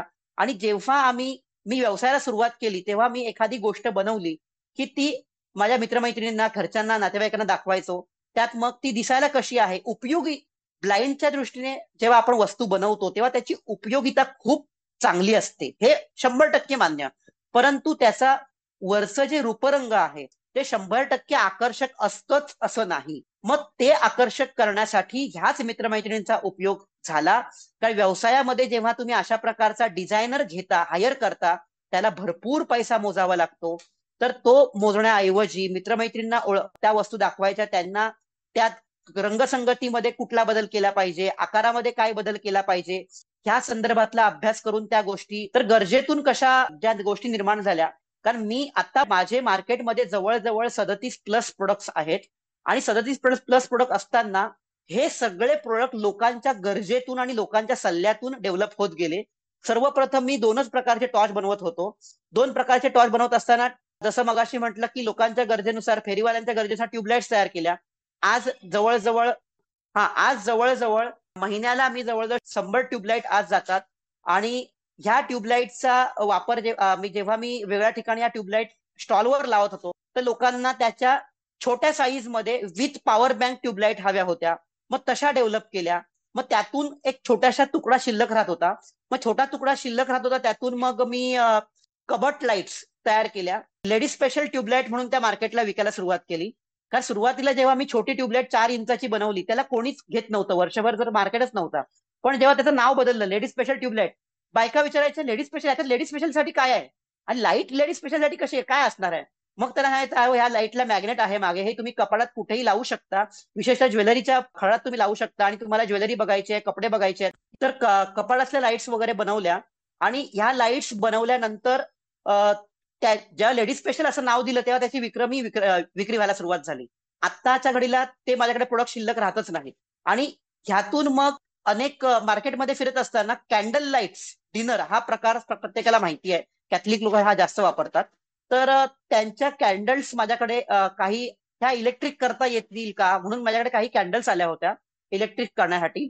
तर त्या इलेक्ट्रिक करताना माझ्या डोक्यात एक विचार आला की अरे कॅन्डल लाईट्स ह्या त्याचं जे डिझाईन आहे, मग ह्या प्रकारचे आपण छोटे छोटे क्यूब तयार केले तर शॅडो लाईट्स तयार करता येतील. सो त्याच्यात छान असे डिझाईन करून घेतलं, त्या लेझर कटिंगवर कट करून त्याचे शॅडो लाईट्स तयार केले. अर्थातच ही शॅडो लाईटची जी आयडिया आहे की मी जसं ब्लाइंड मुलांना इलेक्ट्रॉनिकचं काम शिकवतो तसंच मी मुकबधीर मुलांना पण शिकवतो. तर मुकबधीर मुलांना शिकवताना एक संदीप भावे म्हणून एक बोरिवली वेस्टला मुलगा आहे, तर त्याला ड्रॉइंग करायची खूप चांगली आवड आहे, डिझाईन खूप सुंदर डिझाईन करतो. तर त्याच्या डिझाईन्स घेऊन त्यालाच लेझर कटिंग करून ते गोष्टी आणायला सांगितल्या. आणि त्याचा ते लेझर कटिंग करून आणलेले जे प्लाय होते त्याचे छोटे छोटे चौकोन तयार करून आम्ही शॅडो लाईट तयार केल्या. आणि आज संदीप भावेच्याच त्याच्या स्वतःच्या व्यवसाया अंडरच आम्ही ह्या शॅडो लाईट्स तयार करतो. आणि आज जवळजवळ US सारख्या देशामध्ये दरवर्षी कमीत कमी 2 ते 3 हजार शॅडो लाईट्स तो पाठवतो दरवर्षी. म्हणजे जेव्हा आम्ही संस्थेमार्फत किंवा कंपनीमार्फत शिकवतो तेव्हा त्या व्यक्तीचा व्यवसाय जास्तीत जास्त कसा उभा करता येईल यासाठी मदत करत असतो. तर ही मदत करत असताना आम्हाला एक गरज असते की त्या व्यक्तीची जास्त मेहनत असेल तरच आम्ही इंटरेस्ट घेतो, कारण मेहनतीशिवाय कुठलीच गोष्ट होत नाही. आणि जे प्रोडक्ट्स आहेत, जे 37 प्रोडक्ट जे आम्ही बनवलेत, हे लोकांच्या गरजेनुसार त्यानंतर परत लोकांच्या गरजेनुसार बनवता बनवता परत आपल्याला मार्केटमध्ये टिकूनही राहता आलं पाहिजे. त्यामुळे स्वस्त गोष्टी पण बनवता आल्या पाहिजेत. या दृष्टीने गॅरंटी वॉरंटी नसलेले स्वस्त प्रोडक्ट्स पण बनवायला सुरुवात केली. आणि आज जवळजवळ आम्ही अनेक कंपन्यांना गिफ्ट आयटम म्हणून काही प्रोडक्ट देत असतो. अनेक मुलं याच्यावरती स्वतःचा व्यवसाय करतायत. आणि हे सगळं होऊ शकलंय हे एकाच गोष्टीमुळे की तुम्हाला स्वतःला जेव्हा आपल्याला वाटतं की नाही मला काहीतरी करायचंय, वेगळं काहीतरी करायचंय, तेव्हाच हे शक्य होतं. आणि ह्यासाठी सगळ्यात चांगली गोष्ट आपण आज अनेक गोष्टी MP3 प्लेयर्स किंवा ऑडिओ मार्फत आपण अनेक गोष्टी ऐकतो आणि ऐकून ऐकून बऱ्याच गोष्टी करतो. पण माझा अनुभव आहे की जितकं आपण ऐकून करतो त्यापेक्षा वाचून आपल्या जास्त चांगल्या लक्षात राहतात. त्यामुळे आज ब्रेलचा वापर खूप कमी दिसतोय. तो ब्रेलचा वापर पुन्हा वाढवायची गरज आहे. कारण जेवढा तुम्ही वापर वाढवत जाल ब्रेलचा तितकाच एक गोष्ट चांगली होईल की आपल्याला लक्षात चांगले राहील, मेहनत खूप कमी घ्यावी लागेल. आणि आत्ता अभ्यास करणाऱ्या विद्यार्थ्यांसाठी बऱ्याच गोष्टी म्हणजे 8वी 9वीचा इतिहास 12वीलाच असतो, 10वी 12वीचा इतिहास 15वीला असतो. मग परत परत इतिहास अभ्यासण्यापेक्षा आपण एकदाच सगळ्या गोष्टी लक्षात ठेवल्या तर, किंवा पॉलिटिकल सायन्सच्या पण ह्याच गोष्टी असतात. त्यामुळे भविष्यात आपल्याला तोच अभ्यास करण्याऐवजी आपण अनेक गोष्टी जर लक्षात ठेवून समजून घेत गेलो आणि विशेषतः मार्कांसाठी अभ्यास न करता आपल्याला काय हवंय, आपल्याला काय शिकायचंय, आपल्याला काय आकलन होतंय त्याचा आपण अभ्यास करत गेलो तर नक्कीच आपण चांगलं यश मिळवू शकतो. हे जे सगळे प्रॉडक्ट्स तू करतोस तर त्याचं कॉस्टिंगचं काय मग? जेव्हा प्रोडक्ट आपण जेव्हा कुठल्याही प्रकारचे बनवतो तेव्हा त्याला कच्चा मटेरियल किती लागला, त्यासाठी आपण किती मजुरी देणार आहोत, आणि ह्या मजुरी व्यतिरिक्त आपल्याला ते माल ने आण करण्यासाठी जो लागणारा प्रवास खर्च आहे तो, ह्याचा सगळं एकत्रितकरण करून प्लस त्याच्यामध्ये एकूण 10% वाढ करायची. आणि 10% वाढ केल्यानंतर ही तुमच्या प्रॉफिटची किंमत ठरते. एक उदाहरण देतो यासाठी की समजा मला 20 रुपयाचा सेल मिळालाय, 10 रुपयाचा बल्ब आहे, 12 रुपयाचा पाईप आहे, तर ह्याची किंमत झाली 42 रुपये. आणि त्याच्यानंतर बटन आहे 8 रुपयाचं, 50 रुपये झाले. त्याच्यानंतर त्याच्या रजिस्टर, डायवोर्ड्स आणि वायर ह्याचा खर्च 5 रुपये, 55 रुपये झाले. 10 रुपये मजुरी, 65 रुपये झाले. आता हे 65 रुपये झाल्यानंतर ह्याच्यामध्ये मला पेस्ट लागतोय, तर 5 रुपयाची पेस्ट 70 रुपये झाले. आता 70 रुपयामध्ये 10% मी प्रॉफिट मिळवला तर 77 रुपये झाले. तर 77 रुपये मध्ये 7 रुपये हा माझा प्रॉफिट असेल, तर मला मार्केटमध्ये जी गोष्ट विकायची आहे त्याच्यात आम्ही मार्जिन देतो साधारणतः 30 ते 40%. त्यामुळे 40 प्लस 40% वाढ केली त्यामध्ये, तर 77 रुपयामध्ये 40% वाढ करायची आणि 40% वाढीवरती 18% GST लावायचा. तर मग ती तुमची MRP तयार होते. या पद्धतीने कुठल्याही प्रोडक्टचं कॉस्टिंग ठरतं. आता हे जे अंदाज सांगितलंय अशा पद्धतीचं जर आपण GST कॉस्टिंग ठरलं तर साधारणतः एक टॉर्च हा 150 रुपयाला साधारणतः हा मार्केट विकला जातो. याचं मॅन्युफॅक्चरिंग कॉस्ट आणि ट्रॅव्हलिंग वगैरे सगळ्या जर गोष्टींचं बघितलं, त्याच्यात कव्हरिंग वगैरे जर आपण पाहिलं तर 90 रुपयाला टॉर्च बनतो आणि मार्केटला तो विकायला जातो साधारणतः 150 रुपयाला. म्हणजे आमच्याकडनं जर 90 रुपये क्वांटिटी असेल तर 150 रुपयाला त्याची एमआरपी असते. मग आता 90 ते 150 ह्या रेंजमध्ये समोरच्या व्यक्तीला 110 ला किंवा 120 ला किंवा 105 रुपये 30% मायनस 30% डिस्काउंटने जर 105 रुपयाला असा जर मिळाला असेल तर समोरच्या गिरायकाला 10% सूट द्यायची, 5% सूट द्यायची का सूट द्यायचीच नाही, हे एंड युजरचं हे असतं.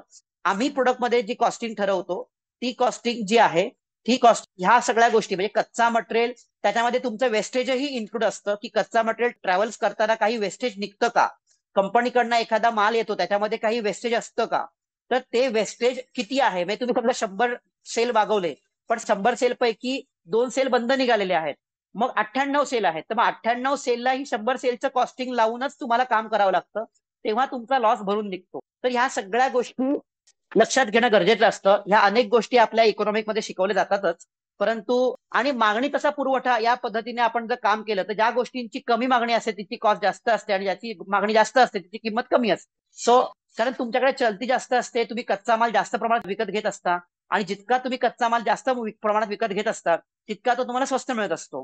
कारण त्यासाठी स्वस्त का मिळतो तर कंपनीत जास्त किंमत कमी नाही करत, तर तुमचा ट्रॅव्हलिंगचा जो खर्च आहे किंवा मजुरीचा जो खर्च आहे, हमालाचा खर्च आहे, तो तुमचा कमी होत असतो आणि त्यामुळे तुमच्या प्रोडक्टची किंमत कमी होत जाते.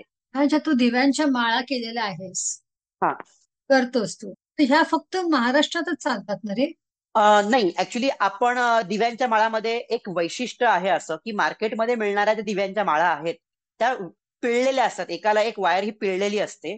त्यामुळे ही दिव्यांची माळ जेव्हा आपण लावतो, हे लावत असताना बऱ्याच वेळा एखादी वायर खेचली गेली तर ती बल्ब साईडची वायर खेचली गेली तर एखाद्या बल्बची वायर निघते, तुटून पडते, तर आणि ती माळ लावता लावताच बंद पडते. आपण ज्या दिव्यांच्या माळा बनवतो ह्या वेणीच्या माळा असतात, म्हणजे वायर पिळण्याऐवजी त्याची वेणी घातली जाते आणि ती एक आपली एक युएसपी बनलेली आहे.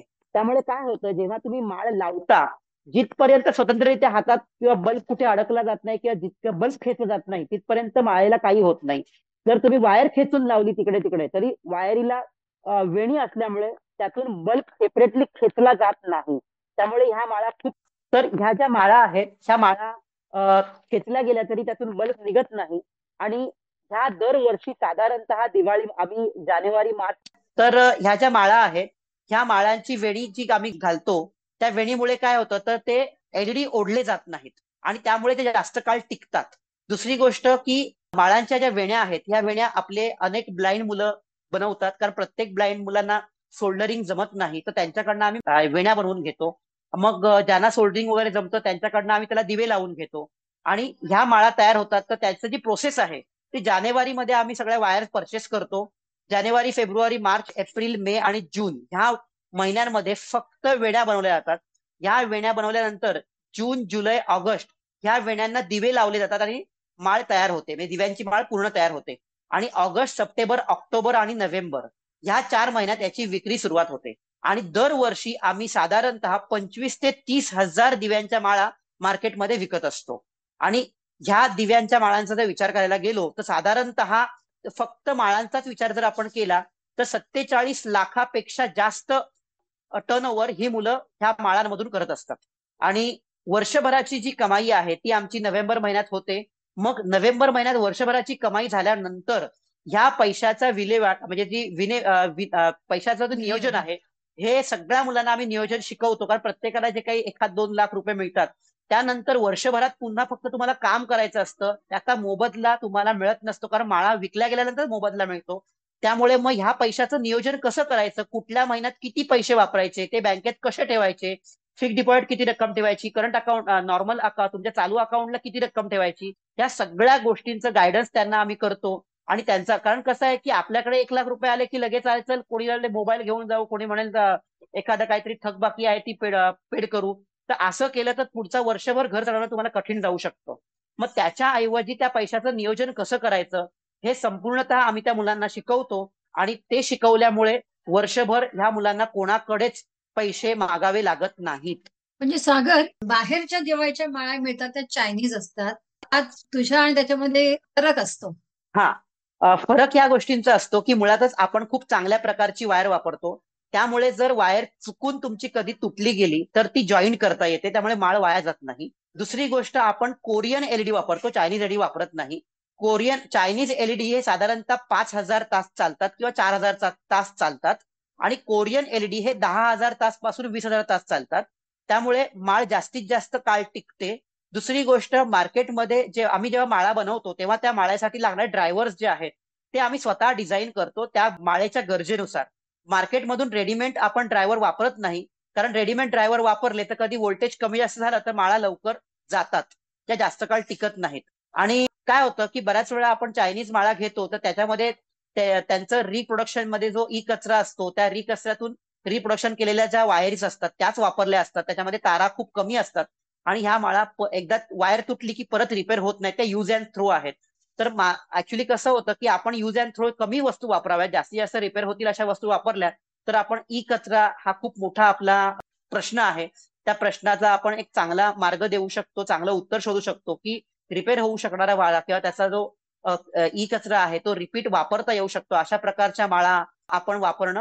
म्हणजे माळाच नाही तर कुठले इलेक्ट्रॉनिक प्रोडक्ट जर रियूज होतील किंवा रिपेअर होऊ शकतील असे प्रोडक्ट जर आपण वापरले तर नक्कीच आपला ई कचरा कमी करता येतो. आणि आम्ही आता काय सुरू केलेलं आहे तर आम्ही आमच्या ट्रस्टमध्ये किंवा कंपनीकडे लोकांच्या घरातला ई कचरा आम्ही डोनेशन मध्ये घेतो आणि हा जो डोनेशन मध्ये गोळा झालेला ई कचरा आहे तर तोच वापरून आम्ही मुलांना प्रॅक्टिस वर्क देतो की एखादा मिक्सर आहे तर मिक्सर उघडायचा कसा, तो रिपेअर कसा करायचा, वाइंडिंग म्हणजे काय असतं, त्याला कुठल्या प्रकारची तार वापरली जाते, ते टेस्टिंग कसं करायचं, अशा सगळ्या आम्ही गोष्टी ई कचऱ्यामधल्या मुलांना रिपेअर करायला शिकवतो. आणि खरोखर त्यातली एखादी जर गोष्ट रिपेअर झाली तर ती आम्ही मोफत एखाद्या गरीब कुटुंबाला देऊन टाकतो वापरण्यासाठी.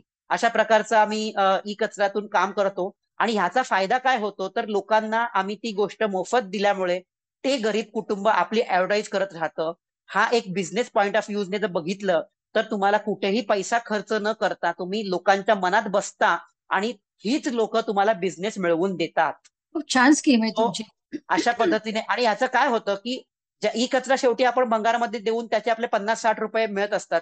तर मी इथल्या प्रत्येक व्यक्तीला आवाहन करेन की तुमच्या घरामध्ये कोणत्याही प्रकारचा मोबाईल, लॅपटॉप, मोबाईलचा चार्जर, मिक्सर, इस्त्री, टीव्ही, टेप रेकॉर्ड्स, रेडिओज, कोणत्याही प्रकारचा ई कचरा असेल तर तो आम्हाला दिला तर त्याच्या माध्यमातून आम्ही इतर ब्लाइंड मुलांना मोफत शिकवतो. आणि त्यामुळे काय होतं की हा ई कचराच असल्यामुळे त्यांच्या हातून काही खराबी झाली, काय झाली तर त्यांनाही किंवा आम्हालाही कुठल्याही प्रकारचं दुःख नसतं, कारण त्यात कोणाचाही पैसा वाया झालेला नसतो. उलट ती व्यक्ती शिकतेच त्या गोष्टीतून आणि शिकल्यामुळे त्याला स्वतःचा व्यवसाय करणं किंवा रिपेअरिंगचं काम शिकणं हे सोपं गेल्यामुळे तो त्याचा उदरनिर्वाह सहज करू शकतो. म्हणजे आपल्या घरातल्या भंगारामुळे जर एखादा व्यक्ती एखाद्याच्या पायावर उभा राहू शकत असेल तर आपण नक्कीच हे काम करायला काहीच हरकत नाही. काका, तर तुम्हाला हे सगळं सांगितलं की तुम्ही ब्लाइंड मुलांना शिकवता, पण हे शिकवतं कोण? हा, तू हे एकटा ब्लाइंड तर काही हे करू शकत नाहीयेस. आजपर्यंत हे ट्रेनिंग मी स्वतः देत होतो आणि वेगवेगळ्या माध्यमातून. त्यामुळे व्हायचं कसं की मी बाहेर गावी जाऊन ट्रेनिंग देतोय 15 दिवस राहून, संस्थांमध्ये मी ट्रेनिंग देतो. आतापर्यंत मी सगळ्या ठिकाणी ट्रेनिंग जाऊन देत होतो, त्यामुळे मला 15-15 दिवस व्यवसायाकडे लक्ष घालणं कठीण जायचं. आता आम्ही जे काही वेगळ्या ट्रेनिंग देतो तर त्या ट्रेनिंग मधून आम्ही वेगवेगळ्या प्रकारचे ट्रेनर तयार केले आता. त्यामुळे या वर्षापासून आता आम्ही जे काही ट्रेनिंग देतो एकाच वेळी आपले 3-3, 4-4 ठिकाणी ट्रेनिंग चालू आहे. व्हिक्टोरिया मेमोरियल स्कूलमध्ये आपलं ट्रेनिंग चालू आहे आता, ते आम्ही सोमवार, बुधवार आणि शुक्रवारी घेतो. इथे मी स्वतः ट्रेनिंग देतो, कधी कधी आपले इतर ट्रेनर्स आहेत ते जातात. आपल्या ट्रेनिंग मधून जी मेहनत घेणारी मुलं आहेत त्यांना आम्ही इतर मुलांना शिकवायला पण शिकवलंय. त्याच्यामध्ये मी मुद्दामून एक हे करेन की सतीश सातपुते म्हणून एक कोल्हापूरचा मुलगा आहे की जो आपल्याकडे गेल्या वर्षी शिकला. त्यानंतर त्याचं एक कौतुक करण्यासारखी अशी गोष्ट आहे की कष्ट करायचे ते कसे, तर तो ऍक्च्युली एका ठिकाणी फिजिओथेरपिस्टच्या हाताखाली काम करतो. 8,000 रुपये महिन्याला सॅलरी घेतो त्या कामाची. आणि हा खूप कमी पगार असल्यामुळे त्याला काहीतरी वेगळं करायचं होतं. त्याने आपल्याला जॉईन झाला, त्याने आपल्याकडे ट्रेनिंग घेतलं. आपल्याकडे ट्रेनिंग घेतल्यानंतर आम्ही त्याला पूर्ण ट्रेन केल्यानंतर त्याने मुलांना कसं शिकवायचं वगैरे स्वतः खूप चांगलं शिकल्यामुळे इतरांना शिकवायला त्याने सुरुवात केली. इतरांना शिकवायला तेव्हा माझ्या लक्षात आलं की अरे याला आपण ट्रेनर म्हणून ट्रेनिंग देऊयात. मग ह्या ट्रेनर म्हणून ट्रेनिंग घेण्यासाठी पण तो त्याचा जो जॉब आहे तो मंगळवार ते रविवार असा जॉब आहे, सोमवारी त्याला सुट्टी असते. त्यामुळे कोल्हापूरला संध्याकाळी तो ट्रेनमध्ये बसतो, सोमवारी सकाळी इथे पोहोचतो. इथे तो ट्रेनिंग घेतो कसं शिकवायचंय, काय शिकवायचंय. त्यानंतर संध्याकाळची महालक्ष्मी पकडून तो पुन्हा मंगळवारी सकाळी पुण्यात कोल्हापूरला पोहोचतो. कोल्हापूरला पोहोचला, फ्रेश झाला की पुन्हा तो जॉबला जातो. ह्या पद्धतीचं त्याने सातत्याने 6 महिने तो येत होता माझ्याकडे. आणि आजच्या घडीला तो पुणा, सातारा, कोल्हापूर, सोलापूर या ठिकाणी आम्ही जे ट्रेनिंग घेतो, या ट्रेनिंगला जॉबवरती 5-5, 10-10 दिवसाची सुट्टी घेऊन तो ट्रेनिंग घ्यायला जातो. आणि त्या ट्रेनिंग सेशन मधले ट्रेनिंग घेतल्यानंतर आज तो मुलगा स्वतःचं वेगळ्या प्रकारचं रिपेअरिंग करून मुलांना शिकवून वगैरे स्वतःच्या 8,000 पगारा व्यतिरिक्त 15,000 रुपये एक्स्ट्रा कमवतो. सर, वा वा. अशा प्रकारचे आम्ही वेगवेगळ्या प्रकारचे विद्यार्थ्यांना आम्ही ऍज अ ट्रेनर म्हणून आतापर्यंत मी 4 ट्रेनर तयार केलेत. त्यामुळे आता आपल्याकडे माझ्या व्यतिरिक्त 4 शिक्षक दुसरे आहेत की जे इतरांना शिकवू शकतात. कारण इलेक्ट्रॉनिक मध्ये शिकवताना मी एकटाच होतो. कारण भारतामध्ये आता ब्लाइंड इलेक्ट्रॉनिक टेक्निशियन फक्त मी एकटाच रजिस्टर आहे. आता मी ह्या सगळ्या लोकांचं रजिस्ट्रेशन सुरू केलेलं आहे. त्यामुळे माझ्यानंतर आता अनेक पुढच्या 2-3 वर्षामध्ये कमीत कमी 10 तरी इलेक्ट्रॉनिक टेक्निशियन रजिस्टर करायचा माझा मानस आहे. तर कोणाला प्रश्न आहेत का? कारण सारखी मीच विचारते प्रश्न. हा, बाकीच्यांना इतरांना काही प्रश्न असतील, काही अडचणी अनम्यूट असतील तुम्हाला काही व्यवसाय करण्यासाठी. अनम्यूट करून विचारू शकता. कारण हे प्रश्न खूपच वाढतायत माझे. कोणाला दुसऱ्यांना पण चान्स द्यायला पाहिजे मला. नाही, पण त्या निमित्ताने इतरांना त्याचे कदाचित मनात प्रश्न असतील, विचारायला जमत नसेल तर त्या निमित्ताने उत्तरही मिळत असतील किंवा नवीन नवीन आयडिया तुमच्या प्रश्नांमुळे मुलांना येत असतील. हो, ते तर आहे. कोणी अनम्यूट करतंय का? कोणाला प्रश्न असतील तर अनम्यूट करून विचारावं. हा, मी क्वेश्चन करतोय. हा, नाव सांग. नाव सांगा. माझं नाव समीर आहे. तर माझं क्वेश्चन म्हणजे असं आहे की आपण काय करतो की बरेचसे आपण आयडियाज वगैरे इतरांना देतो बऱ्याचशा गोष्टी. तर आता आपण विषय काय करायचा आहे, सॉरी म्हणजे डायरेक्ट प्रश्न विचारतो मी की म्हणजे असं एक कॉन्टॅक्ट वगैरे प्रोव्हाइड करायला पाहिजे पोरांना, जेणेकरून ते डिरेक्टली जे आपले ऍज अ ट्रेनर्स आहेत किंवा जे स्वतःहून या व्यवसायात उतरतात त्यांच्याशी कॉन्टॅक्ट करतील व आपले जे काय प्रॉब्लेम्स आहेत डिरेक्टली त्यांच्याशी शेअर करतील. आणि माझा असाच क्वेश्चन होता की आपण असे बरेचसे आयडियाज आपण दिलेत, मला पण आता भरपूर आयडिया आले या क्षेत्रामध्ये.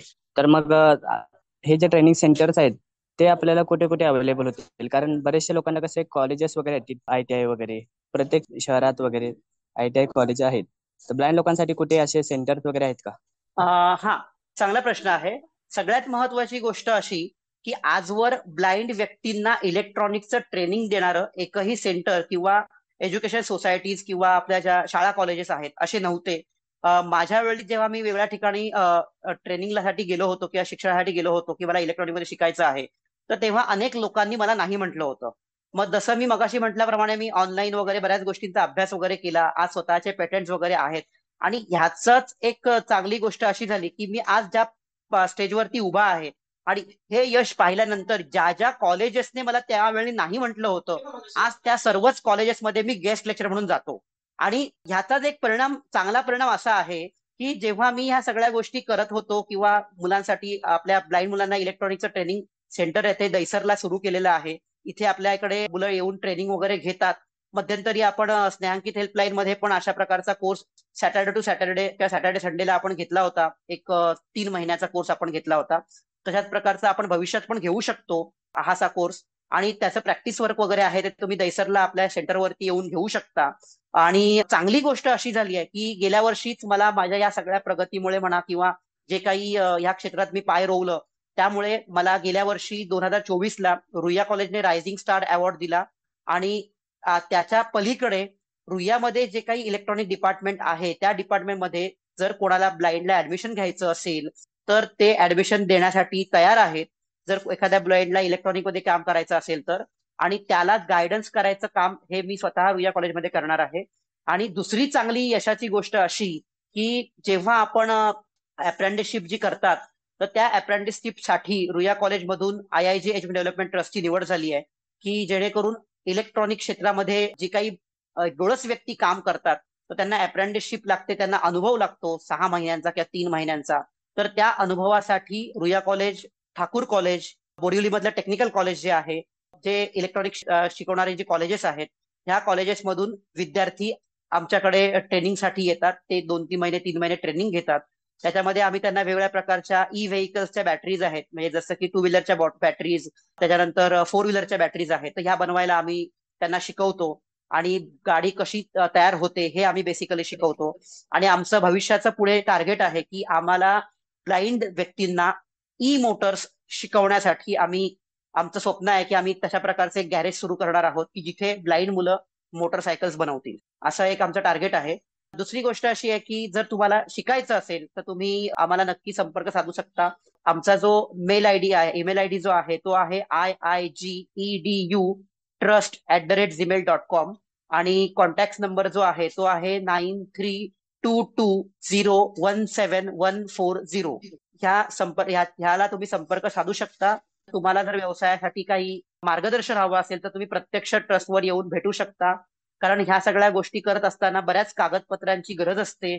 त्याच्यामध्ये तुम्हाला गुमास्ता काढावा लागतो, ज्याला आपण MSME सर्टिफिकेट काढावं लागतं, किंवा वेगळ्या प्रकारचे लायसन्स लागतात, GST लागतं, कुठे कुठे कुठला परमिशन घ्यायचा, फॉर्म कुठे भरायचा असतो. या सगळ्या गोष्टींची बेसिकली तांत्रिक माहिती जर एखाद्याला हवी असेल तर त्यासाठी तुम्ही इथे प्रत्यक्ष या. तुम्हाला कुठल्या प्रकारचा व्यवसाय करायचा आहे, काय करायचं आहे, त्याची तुम्ही माहिती जर आम्हाला दिली तर त्यातून आम्ही तुम्हाला मदत करू शकू की तुम्हाला कुठल्या प्रकारचा व्यवसाय करायचा आहे, त्यासाठी काय कागदपत्र लागतात, कुठे जाऊन भेटायचं असतं, कोणाला भेटायचं असतं, याची मदत आम्ही तुम्हाला नक्कीच करू शकतो. आणि तुम्ही तुमचा व्यवसाय रितसर रजिस्टर करून जर केलात तर त्या व्यवसायाला वेगळ्या म्हणजे कमर्शियल तुम्ही व्यवसाय जर केलात, बिझनेस टू बिझनेस करायचा प्रयत्न जर केलात तर तुम्हाला जास्तीत जास्त चांगलं यश मिळवता येऊ शकतं. आणखी कोणाला प्रश्न आहे? सागर, माझं नाव सुब्रता सामंत आहे. मला एक प्रश्न असा विचारायचा आहे की नॉर्मली पेटंट काढताना खूप दीर्घकाळ वेटिंग पिरियड असतो, तर त्या मानाने तुला पेटंट एवढी पटापट मिळत गेल्याचं काय रहस्य आहे? सगळ्यात महत्वाची गोष्ट की ब्लाइंड साठी बनवलेलं टेस्टर, ऍक्सेसेबल टेस्टर, ही संकल्पनाच पहिली मी रजिस्टर केली, कारण ती कधीच नव्हती. कारण कसं होतं की ब्लाइंडने इलेक्ट्रॉनिक क्षेत्रात काम करावं हा विचारच कोणी केला नव्हता. त्यामुळे त्या दृष्टीने कोणत्याही प्रकारची प्रगती आजवर कुठल्याच देशामध्ये झाली नव्हती. आणि म्हणूनच मी पहिली ब्लाइंडसाठी टेस्टर बनवणं किंवा ऍक्सेसेबल गोष्टी इलेक्ट्रॉनिक क्षेत्रात बनवणं ह्याचंच पहिलं पेटंट घेतलं. आणि त्यामुळे ती आयडियाच माझी असल्यामुळे त्याला विरोधक नव्हते. कारण पेटंट मिळवण्यासाठी सगळ्यात पहिलं की त्या प्रकारचे काही विरोधक असतात आपल्या अगेन्स्ट उभे राहिलेले, की हे आम्ही पण केलंय असं सांगणारे.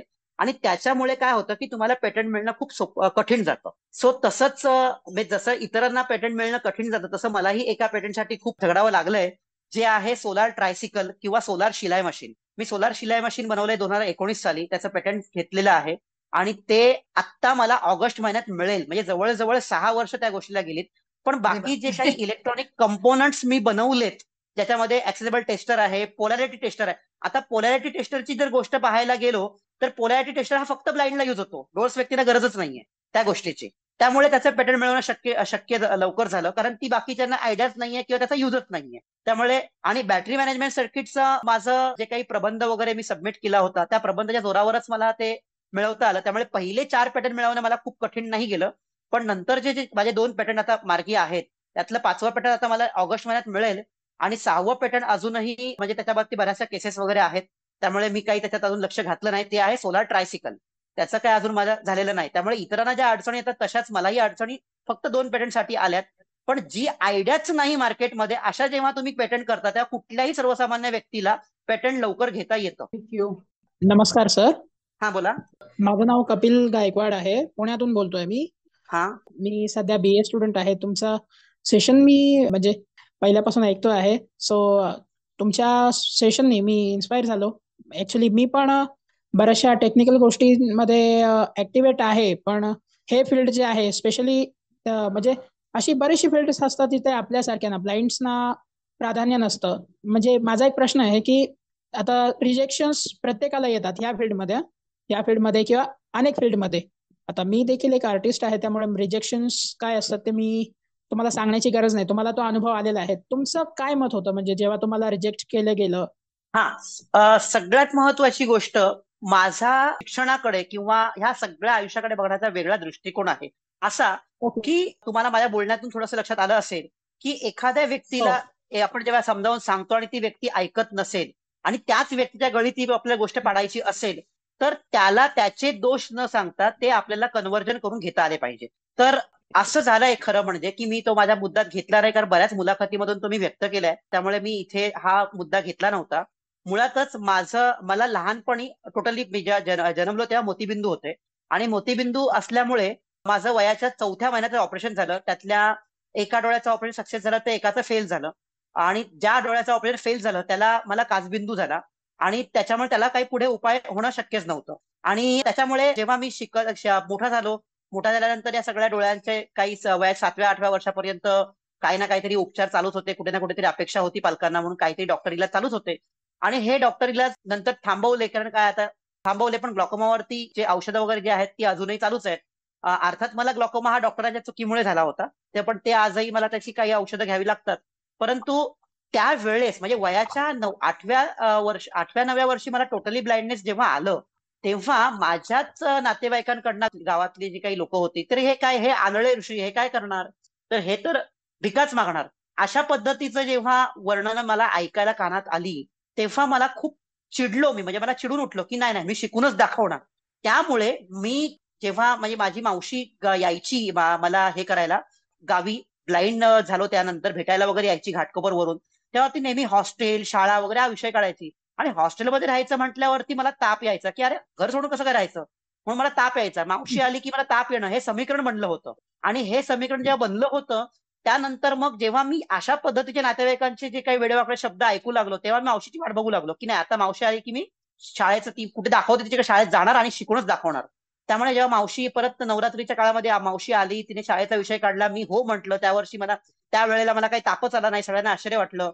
आणि त्याच वर्षी मला शाळेचा शोध लागला. त्याच्यामध्ये कमला मेहता असेल, त्याच्यानंतर ताडदेवची जी शाळा आहे VM व्हिक्टोरिया मेमोरियल स्कूल, आणि हॅपी होम, या 3 शाळांचा मला शोध त्या ऍड्रेस मिळाले. त्यातून मग माझं ऍडमिशन हॅपी होम मध्ये झालं. हॅपी होम मध्ये मी 10वी पर्यंत शिकलो. पण गंमत अशी होती की जेव्हा मी शाळेत गेलो 1995 साली, तेव्हा मला 6 महिने ब्रेल शिकवणार होते आणि 96 जून मध्ये मला इयत्ता पहिलीत बसवणार होते वयाच्या 11व्या वर्षी. तर मी जेव्हा शाळेत ऍडमिशन घेतलं, सुरुवात केली शिकवायला, गुरुवारी मला ब्रेल शिकवलं. गुरुवार शुक्रवारी माझं इंग्रजी आणि मराठी दोन्ही दिवसात त्याच्यात ब्रेल कम्प्लीट शिकून झालं. कारण मी त्या पद्धतीने शिकलो की नाही, मला सिंगल टवाळे करायचीच नाही, मला शिकूनच दाखवायचंय. त्या जिद्दीमुळे मी ब्रेल हे 2 दिवसात शिकलो आणि आजवरही माझा हॅपी होम मध्ये हा रेकॉर्ड कोणी ब्रेक केलेला नाही. त्यानंतर मला अबॅकस शिकवायला सुरुवात केली. अबॅकस ही मी फक्त 2 ते 3 पिरियड मध्ये मी पूर्ण अबॅकस शिकलो, बेरीज वजाबाकी गुणाकार भागाकार. तेव्हा कदाचित 11 वर्ष वय असल्यामुळे गुणाकार भागाकार करायचे मला लवकर कळलं असेल. आणि 15 नोव्हेंबरलाच मला आपली जी दर महिन्याची परीक्षा होती, त्या परीक्षेला शाळेत बसवलं. आणि इयत्ता पहिलीमध्ये पहिल्या 15 नोव्हेंबरला जी परीक्षा झाली, डिसेंबर 1 तारखेला मला त्या परीक्षेमध्ये पहिला नंबर आला. आणि तिथपासून 9वी-10वी पर्यंत मी काही वर्गात पहिला नंबर सोडला नाही. आणि तोच माझा शिकण्याचा हे जो ध्यास होता, तो कायम ठेवल्यामुळे इयत्ता 2री मध्ये मी जुलै महिन्यातच माझी सगळी पुस्तकं वाचून झाली होती. आणि तेव्हा मला प्रमोशन मिळालं. जसं नोकरीमध्ये आपल्याला डबल प्रमोशन मिळतं, तसं मला शिक्षणातही डबल प्रमोशन मिळालं. आणि इयत्ता 3री 4थी असं डबल प्रमोशन एका वर्षात करून मी 3री-4थी पासून मग कंटिन्युअसली पुढे वर्ग कंप्लीट केले. त्यामुळे माझं जे वय आहे ते थोडंसं मॅनेज करता आलं. आणि हे करत असताना डोक्यात एक गोष्ट की जी विरोध असतो एखाद्या गोष्टीचा, तर विरोधाला विरोध करण्याऐवजी त्याचा विरोध ज्या गोष्टीला ते करून दाखवायचं. आणि हीच गोष्ट मी आता काही नावं मुद्दामून घेणार नाही, की फक्त GTL मध्ये ब्लाइंड व्यक्तींसाठी कम्प्युटर हार्डवेअरचा कोर्स सुरू केला होता. तिथे जे शिक्षक होते तेही पार्शली होते, मी त्यांचं नाव नाही घेणार. तिथे मी जेव्हा गेलो शिकायला, तर त्या सांगितलं की टोटली ब्लाइंडला शिकता येऊ शकत नाही, फक्त पार्सलसाठी कोर्स आहे. म्हटलं का नाही शिकता येणार ब्लाइंडला, मी शिकूनच दाखवतो. मी रुईयामध्ये आलो. रुईयामध्ये तेव्हा आमचा विशाल पवार म्हणून मुलगा होता, त्याला मस्का मारला. आणि त्याला म्हटलं की आपण हा ब्लाइंडला का नाही करता येणार, बघ आपण करूयात. त्याला मी खूप असं त्याला इन्स्पायर केलं की आपण हे करूयात. मग त्याने शाळेतले जुने कॉलेजमध्ये जुने खराब कम्प्युटर गोळा केले आणि पिना लावता येतात का मुलांना, ओळखता येतात का वगैरे, असा कोर्स सुरू केला. आणि तिथून मी कम्प्युटरचा हार्डवेअरचा कोर्स केला आणि मग तो IIT मधून कम्प्लीट केला. म्हणजे ब्लाइंडला जी गोष्ट शिकता येत नाही ती शिकण्याऐवजी का नाही शिकता येत त्याचं सोल्युशन काढलं. आणि त्यामुळे मी स्वतः कम्प्युटरच्या स्टार्ट रिस्टार्टच्या वायरी हेल्प घ्यावी लागते ब्लाइंडला इतरांची, मग त्यासाठी मी स्वतःचं गॅजेट तयार केलं. आणि ते गॅजेट वापरून टोटली ब्लाइंड कम्प्युटर पूर्णपणे असेंबलिंग करू शकतो. मग प्रश्न आला सॉफ्टवेअर इन्स्टॉलिंगचा, म्हणजे कम्प्युटर इन्स्टॉलिंगचा. मग इन्स्टॉलिंगचा जेव्हा प्रश्न उभा आला, तेव्हा सिडॅक सॉफ्टवेअर कंपनीतर्फे आम्ही एक अशा प्रकारचं कार्ड तयार केलं, ज्याला जो आपला विजी कार्ड लागतो पीसीला लागायचा, तर की मी त्या मदरबोर्डला माझा विजी कार्ड लावायचो. आणि माझा विजी कार्ड लावल्यानंतर त्या विजी कार्डला त्याची मॉनिटरची वायर लावायची. म्हणजे माझ्या विजिट कार्ड मध्ये एक्स्ट्रा मेमरी कार्ड होते आणि त्याच्यामध्ये वेगवेगळ्या प्रकारचे प्राउंटिंग रेकॉर्डिंग केलेले होते. त्यामुळे तो बायोस वाचू शकत होता. आणि तो बायोस वाचू शकत असल्यामुळे मी कम्प्युटर स्वतः without any help me computer स्वतः असेंबलिंग आणि इन्स्टॉलिंग दोन्ही फॉर्मॅट वगैरे वाढणं दोन्ही करू शकत होतो. आणि ह्या सगळ्या आयडियाज आज इतर मायक्रोसॉफ्टने आणि इतर कंपन्यांनी पण आता त्या घेतलेल्या आहेत. त्यामुळे पहिलं तुमच्या ऍप्लिकेशन मध्ये म्हणजे एक डेमो रन होतो आणि त्या डेमो नंतर तुम्ही तुमची ऍप्लिकेशन इन्स्टॉल करू शकता. ऍक्सेसिबिलिटी त्याच्यामध्ये आता आलेली आहे, त्यामुळे आता ह्या गोष्टी खूप सोप्या झाल्या. सो सांगण्याचं तात्पर्य हेच आहे की एखाद्या गोष्टीला विरोध करण्याऐवजी त्याला आपण एक वेगळ्या दृष्टीने आणि सहकार्याच्या दृष्टीने आपण जर बघितलं तर आपण खरंच खूप काय चांगल्या गोष्टी करू शकतो. याचं अजून एक उदाहरण सांगतो की आपल्याला नोकऱ्या मिळण्यासाठी खूप टफ करावं लागतं. कारण काय? आपणच आहोत. कसं? मला सांगा, तुम्ही आज कम्प्युटर वापरता, कोणाची मदत न घेता कम्प्युटर वापरता ना. मग MSCIT हे जेव्हा आपण आपल्या माथी मारून घेतलं, कारण ऍक्च्युली आपण जो काही पहिला computer basic course government through करायचो मुंबईमध्ये, जो VM स्कूलमध्ये पूर्वी चालायचा 6 महिन्याचा कोर्स, तर तो कोर्स हा MSCIT पेक्षा ग्रेट आहे. तरीही फक्त काही संस्था फक्त त्या नावाच्या मागे लागल्या, MSCIT या नावाच्या मागे लागल्या आणि त्या कोर्स ऐवजी ह्या कोर्सला महत्व दिलं. पण ह्या कोर्समध्ये कीबोर्ड हँडलिंग किंवा सॉफ्टवेअर आपण जे व्हॉइस ओव्हर वापरतो, स्क्रीन ऍप वापरतो, त्या स्क्रीन हँडलिंगचा ऑप्शन आहे कुठे? त्या कोर्समध्येच नसल्यामुळे मुलांना जॉज वापरणं, NVDA वापरणं तेवढं थोडं कठीण जाऊ लागलं. त्यामुळे आज आपल्याला इतरांची मदत घ्यायला लागली. एवढंच नाही तर आपल्या GR मध्ये, म्हणजे आपल्याला रायटरचा तो GR आहे त्याच्यामध्ये आहे नमूद केलेलं आहे की एकतर तुम्ही रायटर घ्या किंवा टंकलेखन म्हणजे टायपरायटिंग मशीन वापरा किंवा कम्प्युटरचा वापर करा.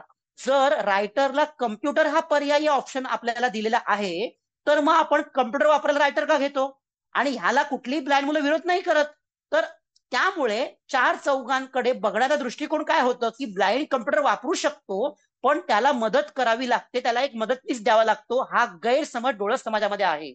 आणि हा गैरसमज कधी आपण दूर करू शकतो? जेव्हा संगणकाच्या परीक्षा आपण स्वतः देऊ विदाऊट रायटर, तेव्हा हा आपोआप गैरसमज दूर होऊ लागेल आणि त्या लोकांनाही कळेल की ब्लाइंड हा विदाऊट एनी हेल्प कम्प्युटर वापरू शकतो. त्यामुळे साधी डेस्क वर्कची जी कामं आहेत कम्प्युटरवरची, ती कामं आपल्याला प्रायव्हेट सेक्टरमध्येही लगेच मिळू शकतात.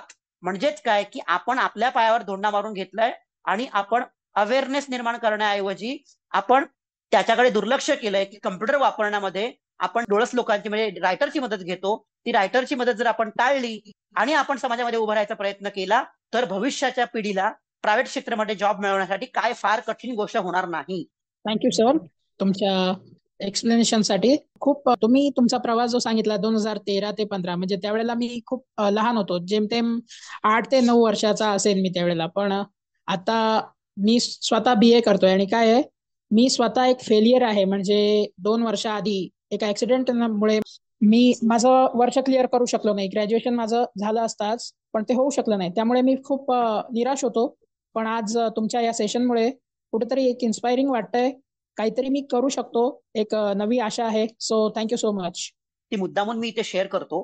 काय होतं की वेगळ्या ठिकाणच्या वेगळ्या कामांसाठी अनेक लोकांनी संस्था उघडून ठेवलेल्या आहेत.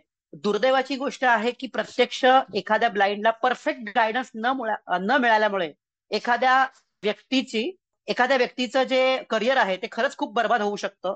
याचा मी जवळून एक अनुभव मी मुद्दामून शेअर करतो. नाशिकला आम्ही 2022-23 सप्टेंबर महिन्यामध्ये साधारणतः आम्ही एक कोर्स घेतला होता. आपला इलेक्ट्रॉनिकच्या कोर्ससाठी आम्ही गेलो होतो. नाशिक नॅक महाराष्ट्र इथे आम्ही कोर्स घेतला होता आणि त्या कोर्समध्ये दोन व्यक्ती होत्या, एक भरत पाटील आणि एक राजेश झोपे. आता ही 2 मुलं 2019 साली ब्लाइंड झालेली होती. म्हणजे साधारणतः त्यांना ब्लाइंड होऊन जेमतेम 4-5 वर्षच झाली होती.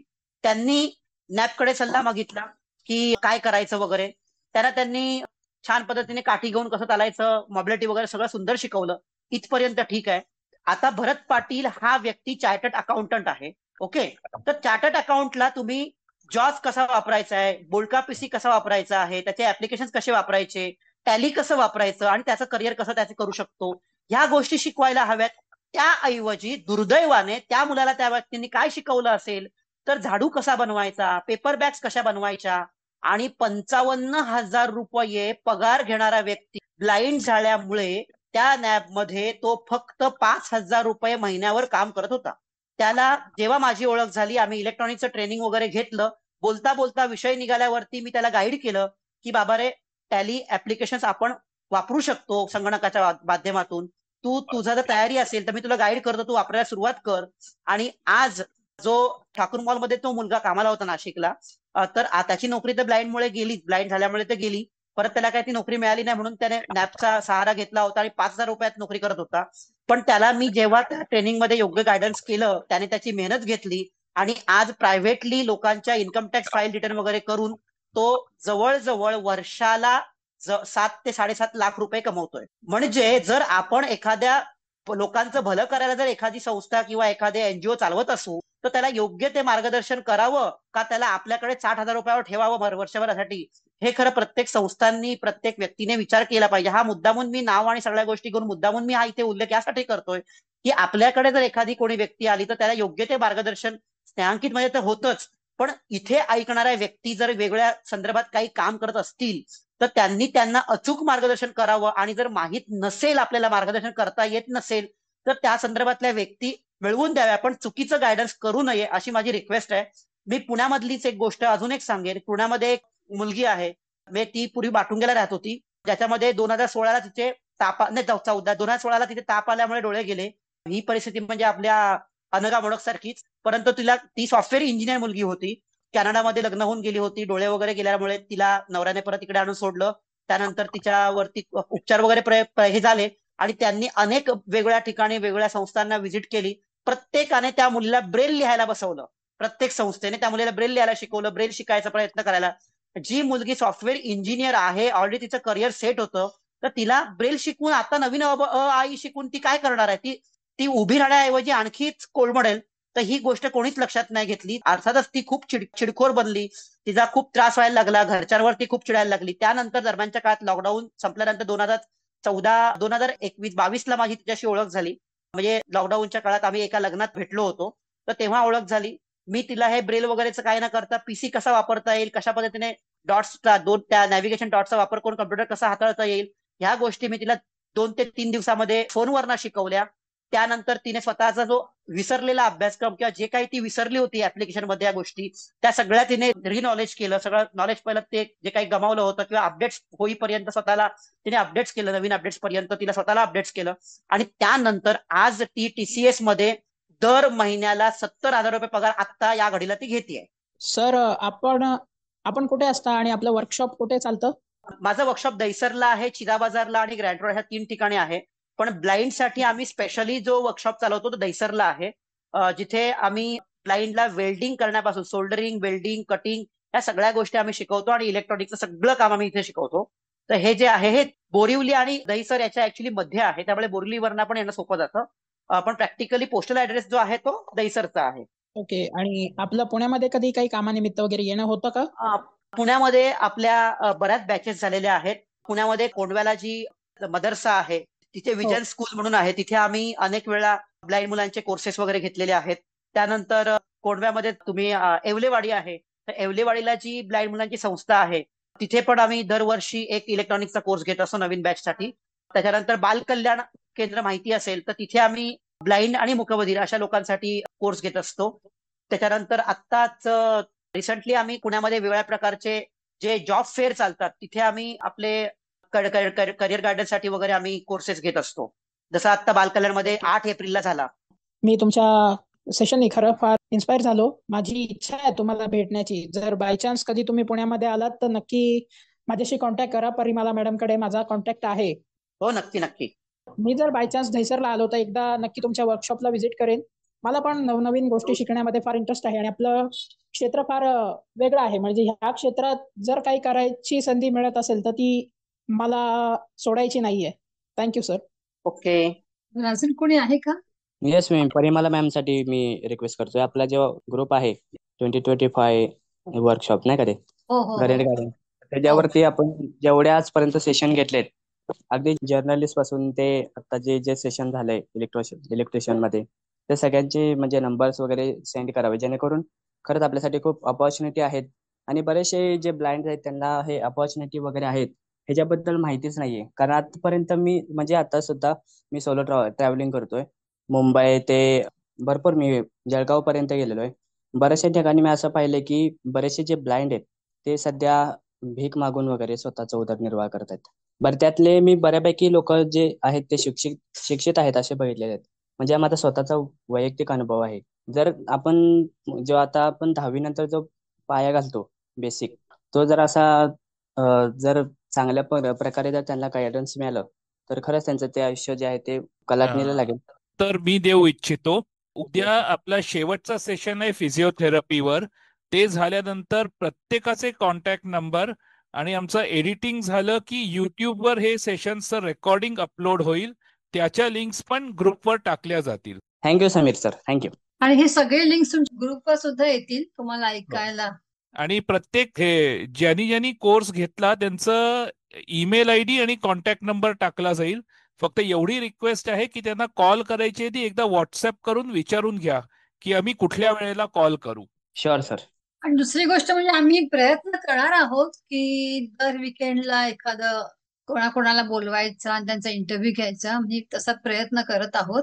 पण तसं झालं तर मग तुम्हाला सगळ्या वेगवेगळ्या व्यक्तींशी ओळख होईल आणि माहिती मिळत जाईल. आमचे प्रयत्न आहेत तसे.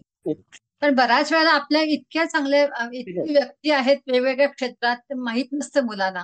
त्याची माहिती करून देण्यासाठी आम्ही जरा प्रयत्न करत आहोत. प्रश्न आहे, तुम्ही मूकबधिरांना जे शिकवता ते डोळस मूकबधीर आहेत का त्यांना अंधत्व आणि मूकबधिरता हे दोन्ही आलेलं असतं?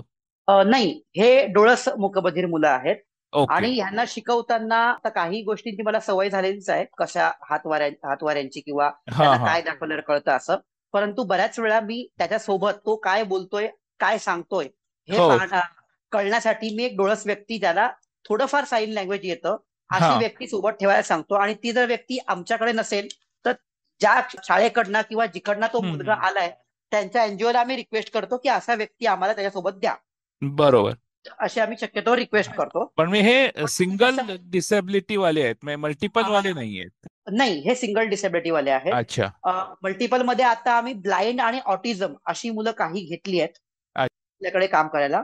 पण ब्लाइंड आणि मूकबधीर असं आपण आतापर्यंत नाही घेतलं, कारण ते खूप क्षेत्र थोडंसं रिस्की आहे. त्यामुळे त्यांना समजावून त्यांच्या हातून कुठली चूक होऊ नये हा खूप मोठा टास्क आहे, आणि तसा प्रयत्न आजवर नाही केलाय. पण ऑटिझम मुलांना मी शिकवतोय. ऑटिझम मुलं माझ्याकडे 3-4 आहेत, आता काम करतात. त्याच्यानंतर ब्लाइंड आणि ऑटिझम असंही माझ्याकडे मुलगा काम करतो.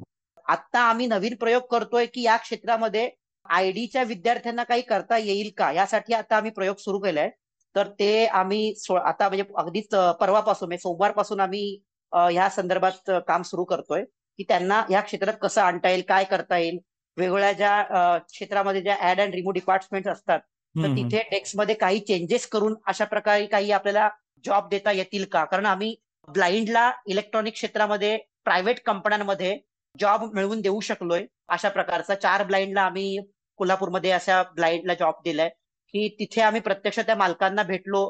त्याच्या डेस्क वर्क मध्ये काय फरक असला पाहिजे, जो तिथे काम करणार आहे त्याच्यामध्ये कोणत्या कोणत्या गोष्टी टेबलावर असल्या पाहिजेत, तर कोणत्या गोष्टी स्टँडला अडकवलेल्या असल्या पाहिजेत. म्हणजे मल्टीमीटर असेल किंवा काही नाजूक गोष्टी असतात, त्यासाठी आम्ही सेल्फी स्टिकचा वापर केलेला आहे. त्या चिमट्यावाल्या येतात ना, त्या सेल्फी स्टिकचा वापर केला. चिमट्या सकट त्या टेबलाला अडकवून ठेवायचे, त्याच्यावरती त्याचा मल्टीमीटर आणि सगळ्या गोष्टी असतील की जेणेकरून ते हात लावून पडणार नाहीत किंवा कुठलाही त्याचा सोल्डरिंग आयरन वगैरे लावून ते खराब होणार नाहीत. तर असे काही चेंजेस आम्ही त्यांना तिथे करायला लावलेत.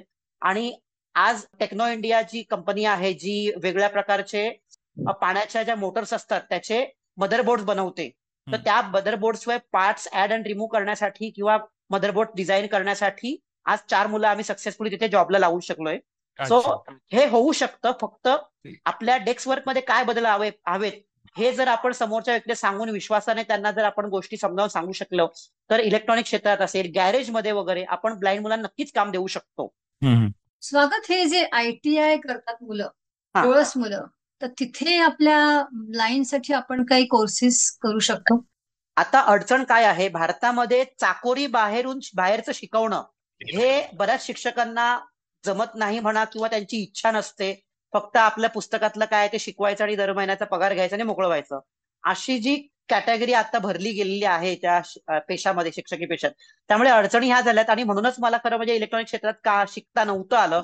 आणि आता जेव्हा ह्या सगळ्या गोष्टी मी फेस केल्या आणि आज मी तिथे गेस्ट लेक्चर म्हणून जातोय किंवा मला कॉलेजेस बोलावतात एक डोळस व्यक्तीला शिकवायला, तर मग आपण अशीच उदाहरणं ठेवून आपल्याकडच्या लोकांची, त्या शिक्षकांची जर मनं बदलवू शकलो तर आपण या नवीन नवीन क्षेत्रामध्ये ब्लाइंडला एंट्री सहजरित्या देऊ शकू. कारण काय आहे की आज ब्लाइंड इलेक्ट्रॉनिक्सचं काम करतायत, पण अनेक इलेक्ट्रिशियनलाच माहित नाही की टॉकिंग मल्टीमीटर अवेलेबल आहे किंवा आवाजवाले टेस्टर अवेलेबल आहेत हे त्यांनाच माहिती नाहीत. तर हे आपण त्यांच्यापर्यंत पोहोचवू शकलो तर वेगवेगळे क्षेत्र जे आहेत ते आपण तिथे नक्कीच हे करू शकतो. जसं की आता माझ्याकडे मी वेल्डिंग मशीन डिझाईन केलंय, तुम्ही स्वतः बघितलंय की हात लावून ब्लाइंड वेल्डिंग करू शकतो. मग वेल्डिंग करू शकतो म्हटल्यावरती तो बाकीच्या गोष्टी बनवण्यासाठी किंवा वेगवेगळ्या गॅरेजेसमध्ये वगैरे तो व्यक्ती आरामात काम करू शकतो. काय हरकत आहे काम करायला? जर आपण थोडेसे चेंजेस केले त्याच्या कामाच्या जागेवरती तर सहज एखादा ब्लाइंड वेल्डिंग पण करू शकतो. सो ते सोपं आहे करणं. फक्त समोरच्याची मानसिकता आपल्याला बदलवता आली तर अनेक क्षेत्रामध्ये आपण ब्लाइंडला नोकऱ्या देऊ शकतो. ठीक आहे. आणि कोणाला आहे का प्रश्न की त्यामुळे आपण ना मला असं वाटतं की आपण जसे आता ब्लाइंड साठी जे क्षेत्र जे वेगवेगळ्या प्रकारचे सेशन घेतोय तर अशाच प्रकारचे सेशन्स जे लोक नोकऱ्या क्रिएट करतात अशा लोकांसाठी आपण घ्यावा की जेणेकरून त्यांच्यात एक अशी मानसिकता निर्माण होईल की त्यांच्याकडे एकतरी ब्लाइंड कामाला लागेल. चांगलं सजेशन आहे. आपण तसं दोघं मिळून विचार करूया. की वेगवेगळ्या आणखीन जर कोणाला कंपन्यांचे प्रश्न ओनर्स आहेत आणि सीईओ बोलवायचे आणि त्याच्यासमोर आपल्या अशा प्रकारचं सेशन आपण घ्यायचं की ते ब्लाइंड साठी काय करू शकतात. अजून कोणाला काही प्रश्न आहेत? प्रश्न नसतील तर आपण सागरला धन्यवाद देऊया. आणि जी काय त्याची स्वप्न त्याने आपल्याला सांगितलेली आहे की त्याचे फ्युचर जे आहे ते त्याला कशा प्रकारे हवं आहे आणि तो काय करू इच्छितो त्याची स्वप्न साकार होतील अशी आपण त्याला आशीर्वाद देऊया आणि आपण इथे कार्यक्रम संपवूया. धन्यवाद. थँक्यू. हो नक्की नक्की. थँक्यू.